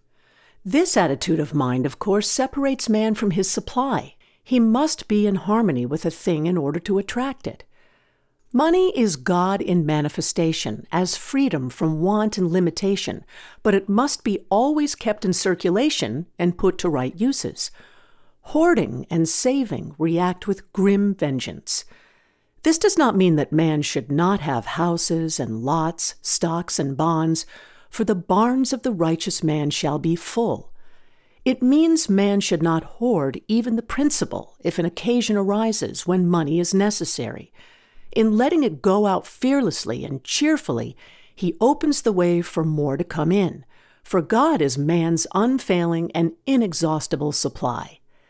This is the spiritual attitude towards money, and the great bank of the universal never fails. We see an example of hoarding in the film production of Greed. The woman won $5,000 in a lottery, but would not spend it. She hoarded and saved, let her husband suffer and starve, and eventually she scrubbed floors for a living. She loved the money itself and put it above everything, and one night she was murdered and the money taken from her. This is an example of where love of money is the root of all evil. Money in itself is good and beneficial, but used for destructive purposes, hoarded and saved, or considered more important than love, brings disease and disaster and the loss of the money itself. Follow the path of love, and all things are added, for God is love, and God is supply. Follow the path of selfishness and greed, and the supply vanishes, or man is separated from it. For example, I knew the case of a very rich woman who hoarded her income. She rarely gave anything away, but bought and bought and bought things for herself. She was very fond of necklaces, and a friend once asked her how many she possessed. She replied, 67. She bought them and put them away, carefully wrapped in tissue paper. Had she used the necklaces, it would have been quite legitimate, but she was violating the law of use. Her closets were filled with clothes she never wore, and jewels which never saw the light. The woman's arms were gradually becoming paralyzed from holding on to things, and eventually she was considered incapable of looking after her affairs, and her wealth was handed over to others to manage. So man, in ignorance of the law, brings about his own destruction. All disease, all unhappiness, come from the violation of the law of love. Man's boomerangs of hate, resentment, and criticism come back laden with sickness and sorrow. Love seems almost a lost art, but the man with the knowledge of spiritual law knows it must be regained, for without it, he has become as sounding brass and tinkling cymbals. For example, I had a student who came to me month after month to clean her consciousness of resentment. After a while, she arrived at the point where she resented only one woman, but that one woman kept her busy. Little by little, she became poised and harmonious, and one day, all resentment was wiped out. She came in radiant and exclaimed, "You can't understand how I feel. The woman said something to me, and instead of being furious, I was loving and kind, and she apologized and was perfectly lovely to me. No one can understand the marvelous lightness I feel within." Love and goodwill are invaluable in business. For example, a woman came to me complaining of her employer. She said she was cold and critical and knew she did not want her in the position. "Well," I replied, "salute the divinity in the woman and send her love." She said, "I can't. She's a marble woman." I answered, "You remember the story of the sculptor who asked for a certain piece of marble? He was asked why he wanted it, and he replied, 'Because there is an angel in the marble.' And out of it, he produced a wonderful work of art." She said, "Very well, I'll try it." A week later, she came back and said, "I did what you told me to, and now the woman is very kind and took me out in her car." People are sometimes filled with remorse for having done someone an unkindness, perhaps years ago. If the wrong cannot be righted, its effect can be neutralized by doing someone a kindness in the present. This one thing I do, forgetting those things which are behind, and reaching forth unto those things which are before. Sorrow, regret, and remorse tear down the cells of the body and poison the atmosphere of the individual. A woman said to me in deep sorrow, "Treat me to be happy and joyous, for my sorrow makes me so irritable with the members of my family that I keep making more karma." I was asked to treat a woman who was mourning for her daughter. I denied all belief in loss and separation and affirmed that God was the woman's joy, love, and peace. The woman gained her poise at once, but sent word by her son not to treat any longer because she was so happy it wasn't respectable. So mortal mind loves to hang on to its griefs and regrets. I knew a woman who went about bragging of her troubles, so of course she always had something to brag about. The old idea was if a woman did not worry about her children, she was not a good mother. Now we know that mother fear is responsible for many of the diseases and accidents which come into the lives of children. For fear pictures vividly the disease or situation feared, and these pictures objectify if not neutralized. Happy is the mother who can say sincerely that she puts her child in God's hands and knows, therefore, that he is divinely protected. She, in this way, throws about him a great aura of protection. For example, a woman awoke suddenly in the night, feeling her brother was in great danger. Instead of giving into her fears, she commenced making statements of truth, saying, "Man is a perfect idea in divine mind, and is always in his right place. Therefore, my brother is in his right place, and is divinely protected." The next day, she found that her brother had been in close proximity to an explosion in a mine, but had miraculously escaped. So man is his brother's keeper in thought, and every man should know that the thing he loves dwells in the secret place of the Most High, and abides under the shadow of the Almighty. There shall no evil befall thee, neither shall any plague come nigh thy dwelling. Perfect love casteth out fear. He that feareth is not made perfect in love, and love is the fulfilling of the law. Chapter 8. Intuition or Guidance. In all thy ways acknowledge him, and he shall direct thy paths. There is nothing too great of accomplishment for the man who knows the power of his word, and who follows his intuitive leads. By the word, he starts in action unseen forces and can rebuild his body or remold his affairs. It is therefore of the utmost importance to choose the right words, and the student carefully selects the affirmation he wishes to catapult into the invisible. He knows that God is his supply, that there is a supply for every demand, and that his spoken word releases this supply. Ask, and ye shall receive. Man must make the first move. Draw nigh to God, and he will draw nigh to you. I have often been asked just how to make a demonstration.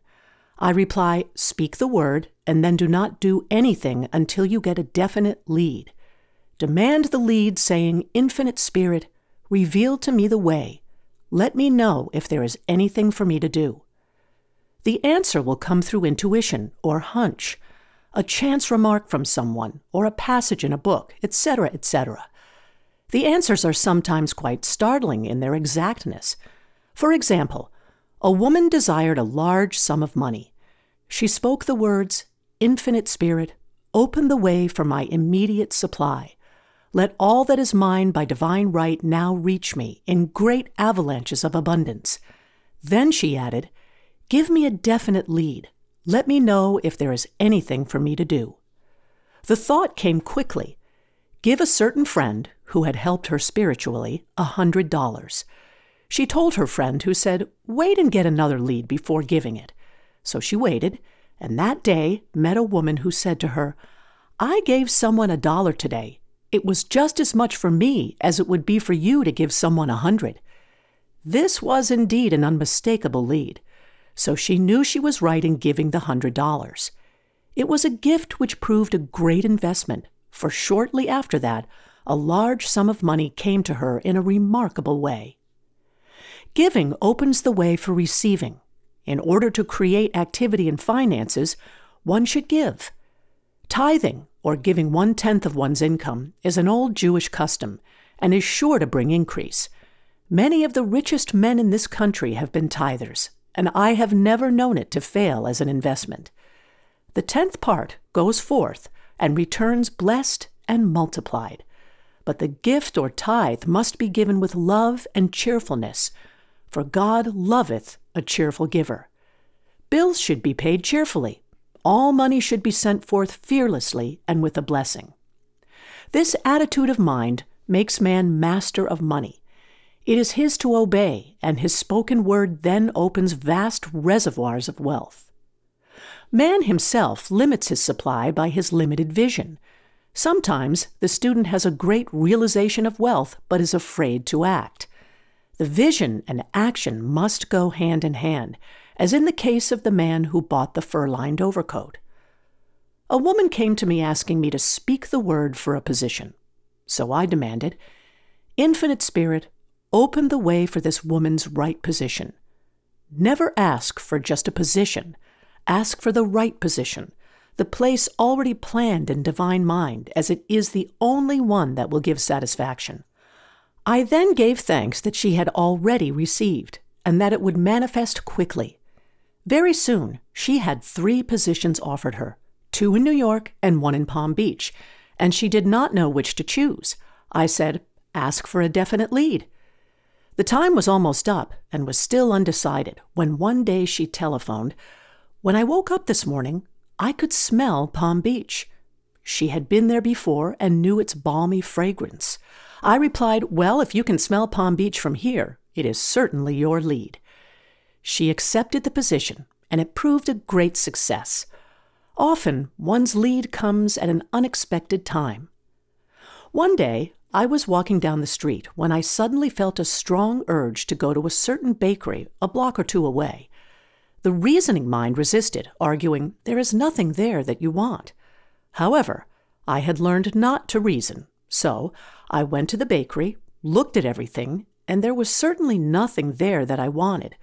But coming out, I encountered a woman I had thought of often, and who was in great need of the help which I could give her. So often, one goes for one thing and finds another. Intuition is a spiritual faculty and does not explain but simply points the way. A person often receives a lead during a treatment. The idea that comes may seem quite irrelevant, but some of God's leadings are mysterious. In the class one day, I was treating that each individual would receive a definite lead. A woman came to me afterwards and said, "While you were treating, I got the hunch to take my furniture out of storage and get an apartment." The woman had come to be treated for health. I told her I knew in getting a home of her own, her health would improve. And I added, "I believe your trouble, which is a congestion, has come from having things stored away. Congestion of things causes congestion in the body. You have violated the law of use, and your body is paying the penalty." So I gave thanks that divine order was established in her mind, body, and affairs. People little dream of how their affairs react on the body. There is a mental correspondence for every disease. A person might receive instantaneous healing through the realization of his body being a perfect idea in divine mind, and therefore whole and perfect. But if he continues his destructive thinking, hoarding, hating, fearing, condemning, the disease will return. Jesus Christ knew that all sickness came from sin, but admonished the leper after the healing to go and sin no more, lest a worse thing come upon him. So man's soul, or subconscious mind, must be washed whiter than snow. For permanent healing, and the metaphysician is always delving deep for the correspondence. Jesus Christ said, "Condemn not, lest ye also be condemned. Judge not, lest ye be judged." Many people have attracted disease and unhappiness through condemnation of others. What man condemns in others, he attracts to himself. For example, a friend came to me in anger and distress because her husband had deserted her for another woman. She condemned the other woman and said continually she knew he was a married man and had no right to accept his attentions. I replied, "Stop condemning the woman, bless her, and be through with the situation. Otherwise, you are attracting the same thing to yourself." She was deaf to my words, and a year or two later became deeply interested in a married man herself. Man picks up a live wire whenever he criticizes or condemns, and may expect a shock. Indecision is a stumbling block in many a pathway. In order to overcome it, make the statement repeatedly, "I am always under direct inspiration. I make right decisions quickly." These words impress the subconscious, and soon one finds himself awake and alert, making his right moves without hesitation. I have found it destructive to look to the psychic plane for guidance, as it is the plane of many minds and not the one mind. As man opens his mind to subjectivity, he becomes a target for destructive forces. The psychic plane is the result of man's mortal thought and is on the plane of opposites. He may receive either good or bad messages. The science of numbers and the reading of horoscopes keep man down on the mental or mortal plane, for they deal only with the karmic path. I know of a man who should have been dead years ago according to his horoscope, but he is alive and a leader of one of the biggest movements in this country for the uplift of humanity. It takes a very strong mind to neutralize a prophecy of evil. The student should declare, "Every false prophecy shall come to naught. Every plan my Father in heaven has not planned shall be dissolved and dissipated. The divine idea now comes to pass." However, if any good message has ever been given one, of coming happiness or wealth, harbor and expect it, and it will manifest sooner or later through the law of expectancy. Man's will should be used to back the universal will. I will that the will of God be done. It is God's will to give every man every righteous desire of his heart, and man's will should be used to hold the perfect vision without wavering. The prodigal son said, "I will arise and go to my father." It is indeed often an effort of the will to leave the husks and swine of mortal thinking. It is so much easier for the average person to have fear than faith, so faith is an effort of the will. As man becomes spiritually awakened, he recognizes that any external inharmony is the correspondence of mental inharmony. If he stumbles or falls, he may know he is stumbling or falling in consciousness. One day, a student was walking along the street condemning someone in her thoughts. She was saying mentally, "That woman is the most disagreeable woman on earth," when suddenly 3 Boy Scouts rushed around the corner and almost knocked her over. She did not condemn the Boy Scouts, but immediately called on the law of forgiveness and saluted the divinity in the woman. Wisdom's way are ways of pleasantness, and all her paths are peace. When one has made his demands upon the universal, he must be ready for surprises. Everything may seem to be going wrong, when in reality it is going right. For example, a woman was told that there was no loss in divine mind, therefore she could not lose anything which belonged to her. Anything lost would be returned, or she would receive its equivalent. Several years previously, she had lost $2,000. She had loaned the money to a relative during her lifetime, but the relative had died, leaving no mention of it in her will. The woman was resentful and angry, and as she had no written statement of the transaction, she never received the money. So she determined to deny the loss and collect the $2,000 from the Bank of the Universal. She had to begin by forgiving the woman, as resentment and unforgiveness closed the doors of this wonderful bank. She made this statement, "I deny loss, There is no loss in divine mind. Therefore, I cannot lose the $2,000 which belong to me by divine right. As one door shuts, another door opens. She was living in an apartment house which was for sale, and in the lease was a clause stating that if the house was sold, the tenants would be required to move out within 90 days. Suddenly, the landlord broke the leases and raised the rent. Again, injustice was on her pathway, but this time she was undisturbed. She blessed the landlord and said, "As the rent has been raised, it means that I'll be that much richer, for God is my supply." New leases were made out for the advanced rent, but by some divine mistake, the 90 days clause had been forgotten. Soon after, the landlord had an opportunity to sell the house. On account of the mistake in the new leases, the tenants held possession for another year. The agent offered each tenant $200 if he would vacate. Several families moved. 3 remained, including the woman. A month or 2 passed, and the agent again appeared. This time he said to the woman, "Will you break your lease for the sum of $1,500? It flashed upon her. Here comes the $2,000. She remembered having said to friends in the house, "We will act together if anything more is said about leaving." So her lead was to consult her friends. These friends said, "Well, if they've offered you $1,500, they will certainly give $2,000. So she received a check for $2,000 for giving up the apartment.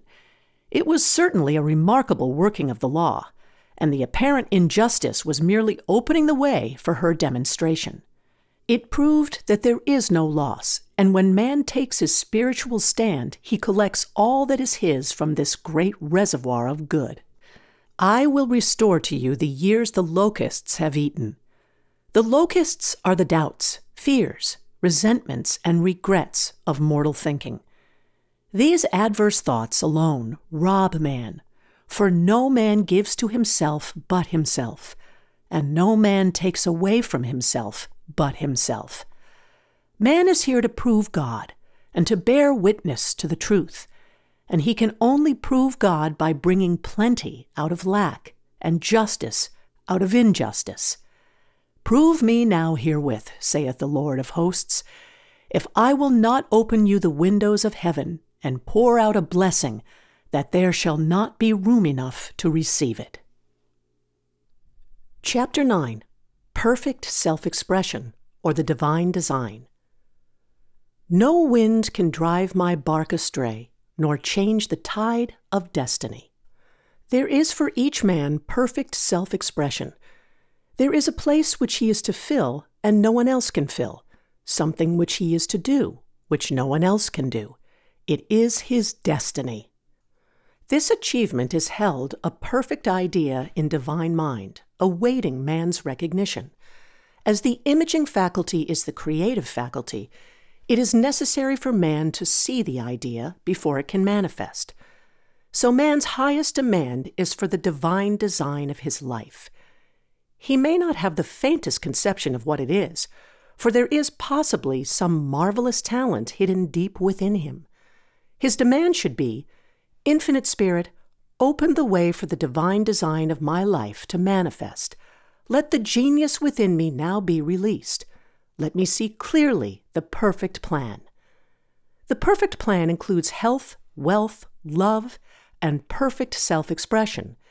This is the square of life, which brings perfect happiness. When one has made this demand, he may find great changes taking place in his life, for nearly every man has wandered far from the divine design. I know in one woman's case, it was as though a cyclone had struck her affairs, but readjustments came quickly, and new and wonderful conditions took the place of old ones. Perfect self-expression will never be labor, but of such absorbing interest that it will seem almost like play. The student knows also, as man comes into the world financed by God, the supply needed for his perfect self-expression will be at hand. Many a genius has struggled for years with the problem of supply, when his spoken word and faith would have released quickly the necessary funds. For example, after the class one day, a man came to me and handed me a cent. He said, "I have just 7 cents in the world, and I'm going to give you 1, for I have faith in the power of your spoken word. I want you to speak the word for my perfect self-expression and prosperity." I spoke the word and did not see him again until a year later. He came in one day successful and happy with a roll of yellow bills in his pocket.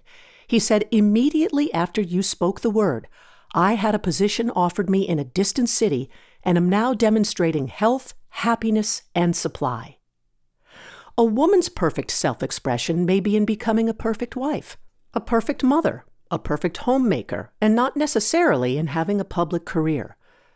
Demand definite leads, and the way will be made easy and successful. One should not visualize or force a mental picture. When he demands the divine design to come into his conscious mind, he will receive flashes of inspiration and begin to see himself making some great accomplishment. This is the picture or idea he must hold without wavering. The thing man seeks is seeking him. The telephone was seeking Bell. Parents should never force careers and professions upon their children. With a knowledge of spiritual truth, the divine plan could be spoken for early in childhood or prenatally. A prenatal treatment should be, let the God in this child have perfect expression. Let the divine design of his mind, body, and affairs be made manifest throughout his life, throughout eternity. God's will be done, not man's. God's pattern, not man's pattern, is the command we find running through all the scriptures, and the Bible is a book dealing with the science of the mind. It is a book telling man how to release his soul, or subconscious mind, from bondage. The battles described are pictures of man waging war against mortal thoughts. A man's foes shall be they of his own household. Every man is Jehoshaphat, and every man is David, who slays Goliath, mortal thinking, with the little white stone, faith. So man must be careful that he is not the wicked and slothful servant who buried his talent. There is a terrible penalty to be paid for not using one's ability. Often, fear stands between man and his perfect self-expression. Stage fright has hampered many a genius. This may be overcome by the spoken word or treatment. The individual then loses all self-consciousness and feels simply that he is a channel for infinite intelligence to express itself through. He is under direct inspiration, fearless and confident, for he feels that it is the Father within him who does the work. A young boy came often to my class with his mother. He asked me to speak the word for his coming examinations at school. I told him to make the statement, "I am one with infinite intelligence. I know everything I should know on this subject." He had an excellent knowledge of history, but was not sure of his arithmetic. I saw him afterwards, and he said, "I spoke the word for my arithmetic and passed with the highest honors, but thought I could depend on myself for history and got a very poor mark." Man often receives a setback when he is too sure of himself, which means he is trusting to his personality and not the Father within. Another one of my students gave me an example of this. She took an extended trip abroad one summer, visiting many countries where she was ignorant of the languages. She was calling for guidance and protection every minute, and her affairs went smoothly and miraculously. Her luggage was never delayed nor lost. Accommodations were always ready for her at the best hotels, and she had perfect service wherever she went. She returned to New York. Knowing the language, she felt God was no longer necessary, so looked after her affairs in an ordinary manner. Everything went wrong. Her trunks delayed amid inharmony and confusion. The student must form the habit of practicing the presence of God every minute. In all thy ways acknowledge him. Nothing is too small or too great. Sometimes an insignificant incident may be the turning point in a man's life. Robert Fulton, watching some boiling water simmering in a tea kettle, saw a steamboat. I have seen a student often keep back his demonstration through resistance or pointing the way. He pins his faith to one channel only, and dictates just the way he desires the manifestation to come, which brings things to a standstill. My way, not your way, is the command of infinite intelligence. Like all power, be it steam or electricity, it must have a non-resistant engine or instrument to work through, and man is that engine or instrument. Over and over again, man is told to stand still. O Judah, fear not, but tomorrow go out against them, for the Lord will be with you. You shall not need to fight this battle. Set yourselves, stand ye still, and see the salvation of the Lord with you. We see this in the incidents of the $2,000 coming to the woman through the landlord when she became non-resistant and undisturbed, and the woman who won the man's love after all suffering had ceased. The student's goal is poise. Poise is power, for it gives God power a chance to rush through man, to will and to do its good pleasure. Poised, he thinks clearly and makes right decisions quickly. He never misses a trick. Anger blurs the visions, poisons the blood, is the root of many diseases, and causes wrong decision leading to failure. It has been named one of the worst sins as its reaction is so harmful. The student learns that in metaphysics, sin has a much broader meaning than in the old teaching. Whatsoever is not of faith is sin. He finds that fear and worry are deadly sins. They are inverted faith, and through distorted mental pictures bring to pass the thing he fears. His work is to drive out these enemies from the subconscious mind. When man is fearless, he is finished. Maeterlinck says that man is God-afraid. So as we read in the previous chapters, man can only vanquish fear by walking up to the thing he is afraid of. When Jehoshaphat and his army prepared to meet the enemy, singing "Praise the Lord, for his mercy endureth forever," they found their enemies had destroyed each other, and there was nothing to fight. For example, a woman asked a friend to deliver a message to another friend. The woman feared to give the message, as the reasoning mind said, "Don't get mixed up in this affair. Don't give that message." She was troubled in spirit, for she had given her promise. At last she determined to walk up to the lion and call on the law of divine protection. She met the friend to whom she was to deliver the message.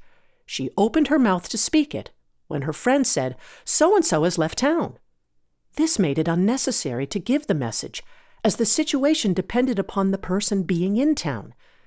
As she was willing to do it, she was not obliged to. As she did not fear, the situation vanished. The student often delays his demonstration through a belief in incompletion. He should make this statement: "In divine mind, there is only one completion. Therefore, my demonstration is completed. My perfect work, my perfect home, my perfect health." Whatever he demands are perfect ideas registered in divine mind, and must manifest, under grace, in a perfect way. He gives thanks he has already received on the invisible, and makes active preparation for receiving on the visible. One of my students was in need of a financial demonstration. She came to me and asked why it was not completed. I replied, "Perhaps you were in the habit of leaving things unfinished, and the subconscious has gotten into the habit of not completing, as the without, so the within." She said, "You are right. I often begin things and never finish them. I'll go home and finish something I commenced weeks ago, and I know it will be symbolic of my demonstration." So she sewed assiduously, and the article was soon completed. Shortly after, the money came in a most curious manner. Her husband was paid his salary twice that month. He told the people of their mistake, and they sent word to keep it. When man asks believing, he must receive, for God creates his own channels. I have been sometimes asked, suppose one has several talents, how is he to know which one to choose? Demand to be shown definitely. Say, "Infinite Spirit, give me a definite lead. Reveal to me my perfect self-expression. Show me which talent I am to make use of now." I have known people to suddenly enter a new line of work and be fully equipped, with little or no training. So make the statement, I am fully equipped for the divine plan of my life, and be fearless in grasping opportunities. Some people are cheerful givers, but bad receivers. They refuse gifts through pride or some negative reason, thereby blocking their channels, and invariably find themselves eventually with little or nothing. For example, a woman who had given away a great deal of money had a gift offered her of several $1,000s. She refused to take it, saying she did not need it. Shortly after that, her finances were tied up, and she found herself in debt for that amount. Man should receive gracefully the bread returning to him upon the water. Freely ye have given, freely ye shall receive. There is always the perfect balance of giving and receiving, and though man should give without thinking of returns, he violates law if he does not accept the returns which come to him. For all gifts are from God, man being merely the channel. A thought of lack should never be held over the giver. For example, when the man gave me the 1 cent, I did not say, poor man, he cannot afford to give me that. I saw him rich and prosperous, with his supply pouring in. It was this thought which brought it. If one has been a bad receiver, he must become a good one and take even a postage stamp if it is given him, and open up his channels for receiving. The Lord loveth a cheerful receiver as well as a cheerful giver. I have often been asked why one man is born rich and healthy and another poor and sick. Where there is an effect, there is always a cause. There is no such thing as chance. This question is answered through the law of reincarnation. Man goes through many births and deaths until he knows the truth which sets him free. He is drawn back to the earth plane through unsatisfied desire to pay his karmic debts or to fulfill his destiny. The man born rich and healthy has had pictures in his subconscious mind in his past life of health and riches, and the poor and sick man of disease and poverty. Man manifests on any plane the sum total of his subconscious beliefs. However, birth and death are man-made laws, for the wages of sin is death, the Adamic fall in consciousness through the belief in 2 powers. The real man, spiritual man, is birthless and deathless. He never was born and has never died. As he was in the beginning, he is now and ever shall be. So through the truth, man is set free from the law of karma, sin, and death, and manifests the man made in his image and likeness. Man's freedom comes through fulfilling his destiny, bringing into manifestation the divine design of his life. His Lord will say unto him, Well done, thou good and faithful servant. Thou hast been faithful over a few things. I will make thee ruler over many things, death itself. Enter thou into the joy of thy Lord, eternal life. Chapter 10. Denials and Affirmations. Thou shalt also decree a thing, and it shall be established unto thee. All the good that is to be made manifest in man's life is already an accomplished fact in divine mind, and is released through man's recognition or spoken word, so he must be careful to decree that only the divine idea be made manifest, for often he decrees, through his idle words, failure or misfortune. It is therefore of the utmost importance to word one's demands correctly, as stated in a previous chapter. If one desires a home, friend, position, or any other good thing, make the demand for the divine selection. For example, Infinite Spirit, open the way for my right home, my right friend, my right position. I give thanks it now manifests under grace in a perfect way. The latter part of the statement is most important. For example, I knew a woman who demanded $1,000. Her daughter was injured, and they received $1,000 indemnity, so it did not come in a perfect way. The demand should have been worded in this way: Infinite Spirit, I give thanks that the $1,000 which is mine by divine right is now released and reaches me under grace in a perfect way. As one grows in a financial consciousness, he should demand that the enormous sums of money which are his by divine right reach him under grace in perfect ways. It is impossible for man to release more than he thinks is possible, for one is bound by the limited expectancies of the subconscious. He must enlarge his expectancies in order to receive in a larger way. Man so often limits himself in his demands. For example, a student made the demand for $600 by a certain date.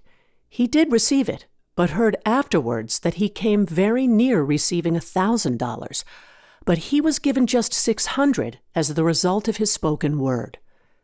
They limited the Holy One of Israel. Wealth is a matter of consciousness. The French have a legend giving an example of this. A poor man was walking along a road when he met a traveler who stopped him and said, "My good friend, I see you are poor. Take this gold nugget, sell it, and you will be rich all your days." The man was overjoyed at his good fortune and took the nugget home. He immediately found work and became so prosperous that he did not sell the nugget. Years passed and he became a very rich man.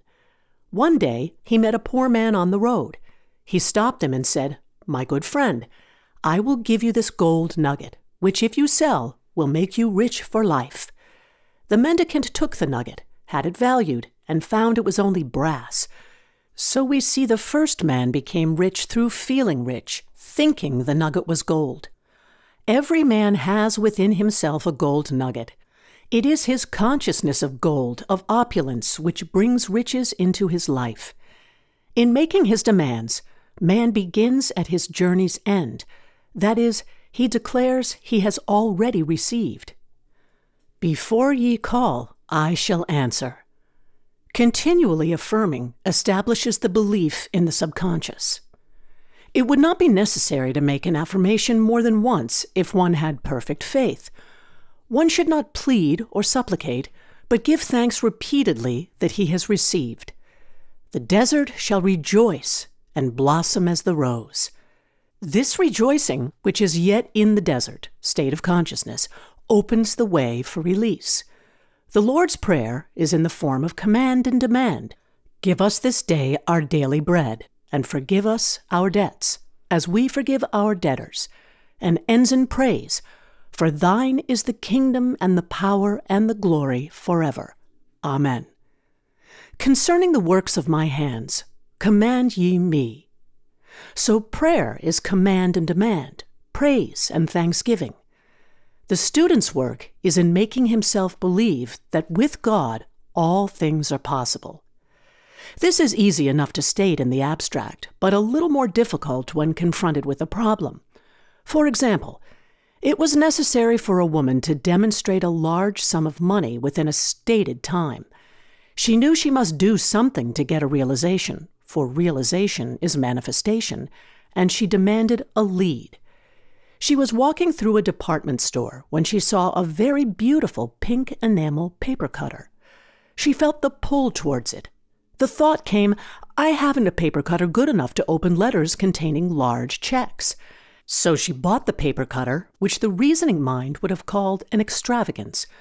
When she held it in her hand, she had a flash of a picture of herself opening an envelope containing a large check, and in a few weeks she received the money.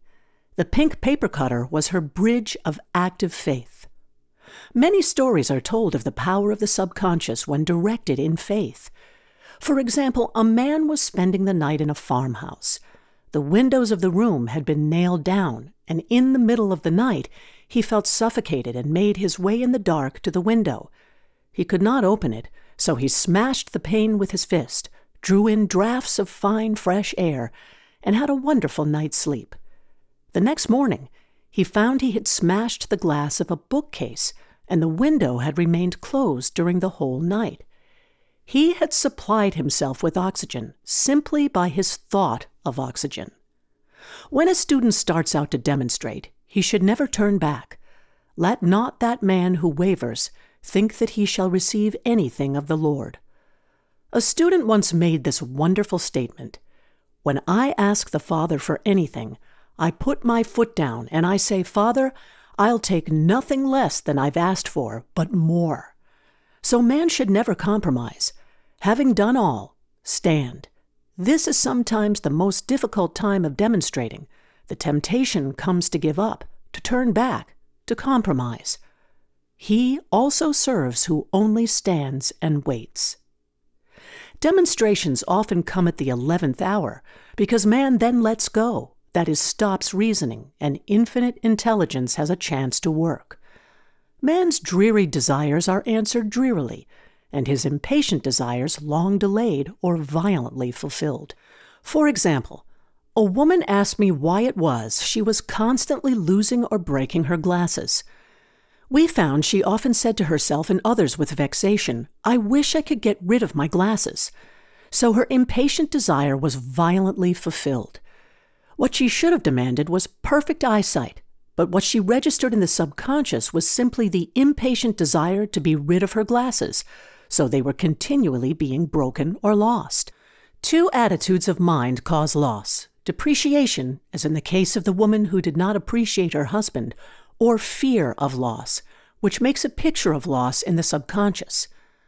When a student is able to let go of his problem, cast his burden, he will have instantaneous manifestation. For example, a woman was out during a very stormy day and her umbrella was blown inside out. She was about to make a call on some people whom she had never met, and she did not wish to make her first appearance with a dilapidated umbrella. She could not throw it away, as it did not belong to her. So in desperation she exclaimed, "Oh God, you take charge of this umbrella. I don't know what to do." A moment later, a voice behind her said, "Lady, do you want your umbrella mended?" There stood an umbrella mender. She replied, "Indeed I do." The man mended the umbrella while she went into the house to pay her call, and when she returned, she had a good umbrella. So there is always an umbrella mender at hand on man's pathway when one puts the umbrella or situation in God's hands. One should always follow a denial with an affirmation. For example, I was called on the phone late one night to treat a man whom I had never seen. He was apparently very ill. I made the statement, "I deny this appearance of disease. It is unreal, therefore cannot register in his consciousness. This man is a perfect idea in divine mind, pure substance expressing perfection." The next morning he was much better, and the following day out attending to his business. There is no time or space in divine mind. Therefore the word reaches instantly its destination and does not return void. I have treated patients in Europe and have found that the result was instantaneous.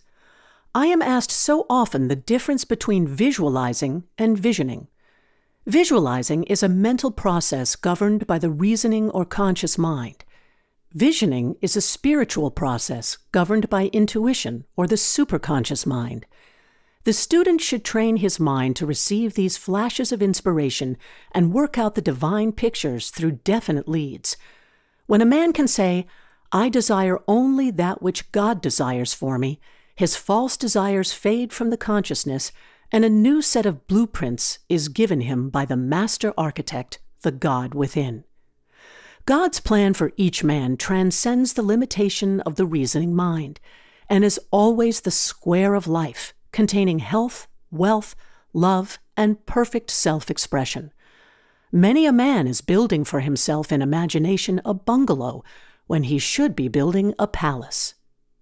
If a student tries to force a demonstration through the reasoning mind, he brings it to a standstill. "I will hasten it," saith the Lord. He should act only through intuition or definite leads. Rest in the Lord and wait patiently. Trust also in him, and he will bring it to pass. I have seen the law work in the most astonishing manner. For example, a student stated that it was necessary for her to have $100 by the following day. It was a debt of vital importance which had to be met. I spoke the word, declaring spirit was never too late and that the supply was at hand. That evening, she phoned me of the miracle. She said that the thought came to her to go to her safety deposit box at the bank to examine some papers. She looked over the papers, and at the bottom of the box was a new $100 bill. She was astounded and said she knew she had never put it there, for she had gone through the papers many times. It may have been a materialization as Jesus Christ materialized the loaves and fishes. Man will reach the stage where his word is made flesh or materialized instantly. The fields ripe with the harvest will manifest immediately as in all of the miracles of Jesus Christ. There is a tremendous power alone in the name Jesus Christ. It stands for truth made manifest. He said, "Whatsoever ye ask the Father in ye name, he will give it to you." The power of this name raises the student into the fourth dimension, where he is freed from all astral and psychic influences, and he becomes unconditioned and absolute, as God himself is unconditioned and absolute. I have seen many healings accomplished by using the words in the name of Jesus Christ. Christ was both person and principle, and the Christ within each man is his Redeemer and salvation. The Christ within is his own fourth-dimensional self, the man made in God's image and likeness.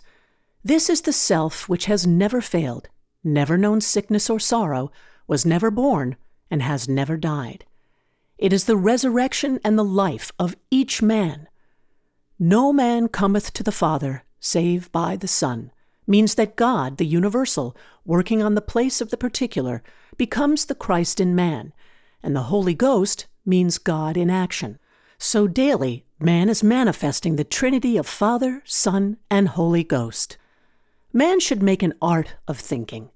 The master thinker is an artist and is careful to paint only the divine designs upon the canvas of his mind, and he paints these pictures with masterly strokes of power and decision, having perfect faith that there is no power to mar their perfection, and that they shall manifest in his life the ideal made real. All power is given man through right thinking to bring his heaven upon his earth, and this is the goal of the game of life.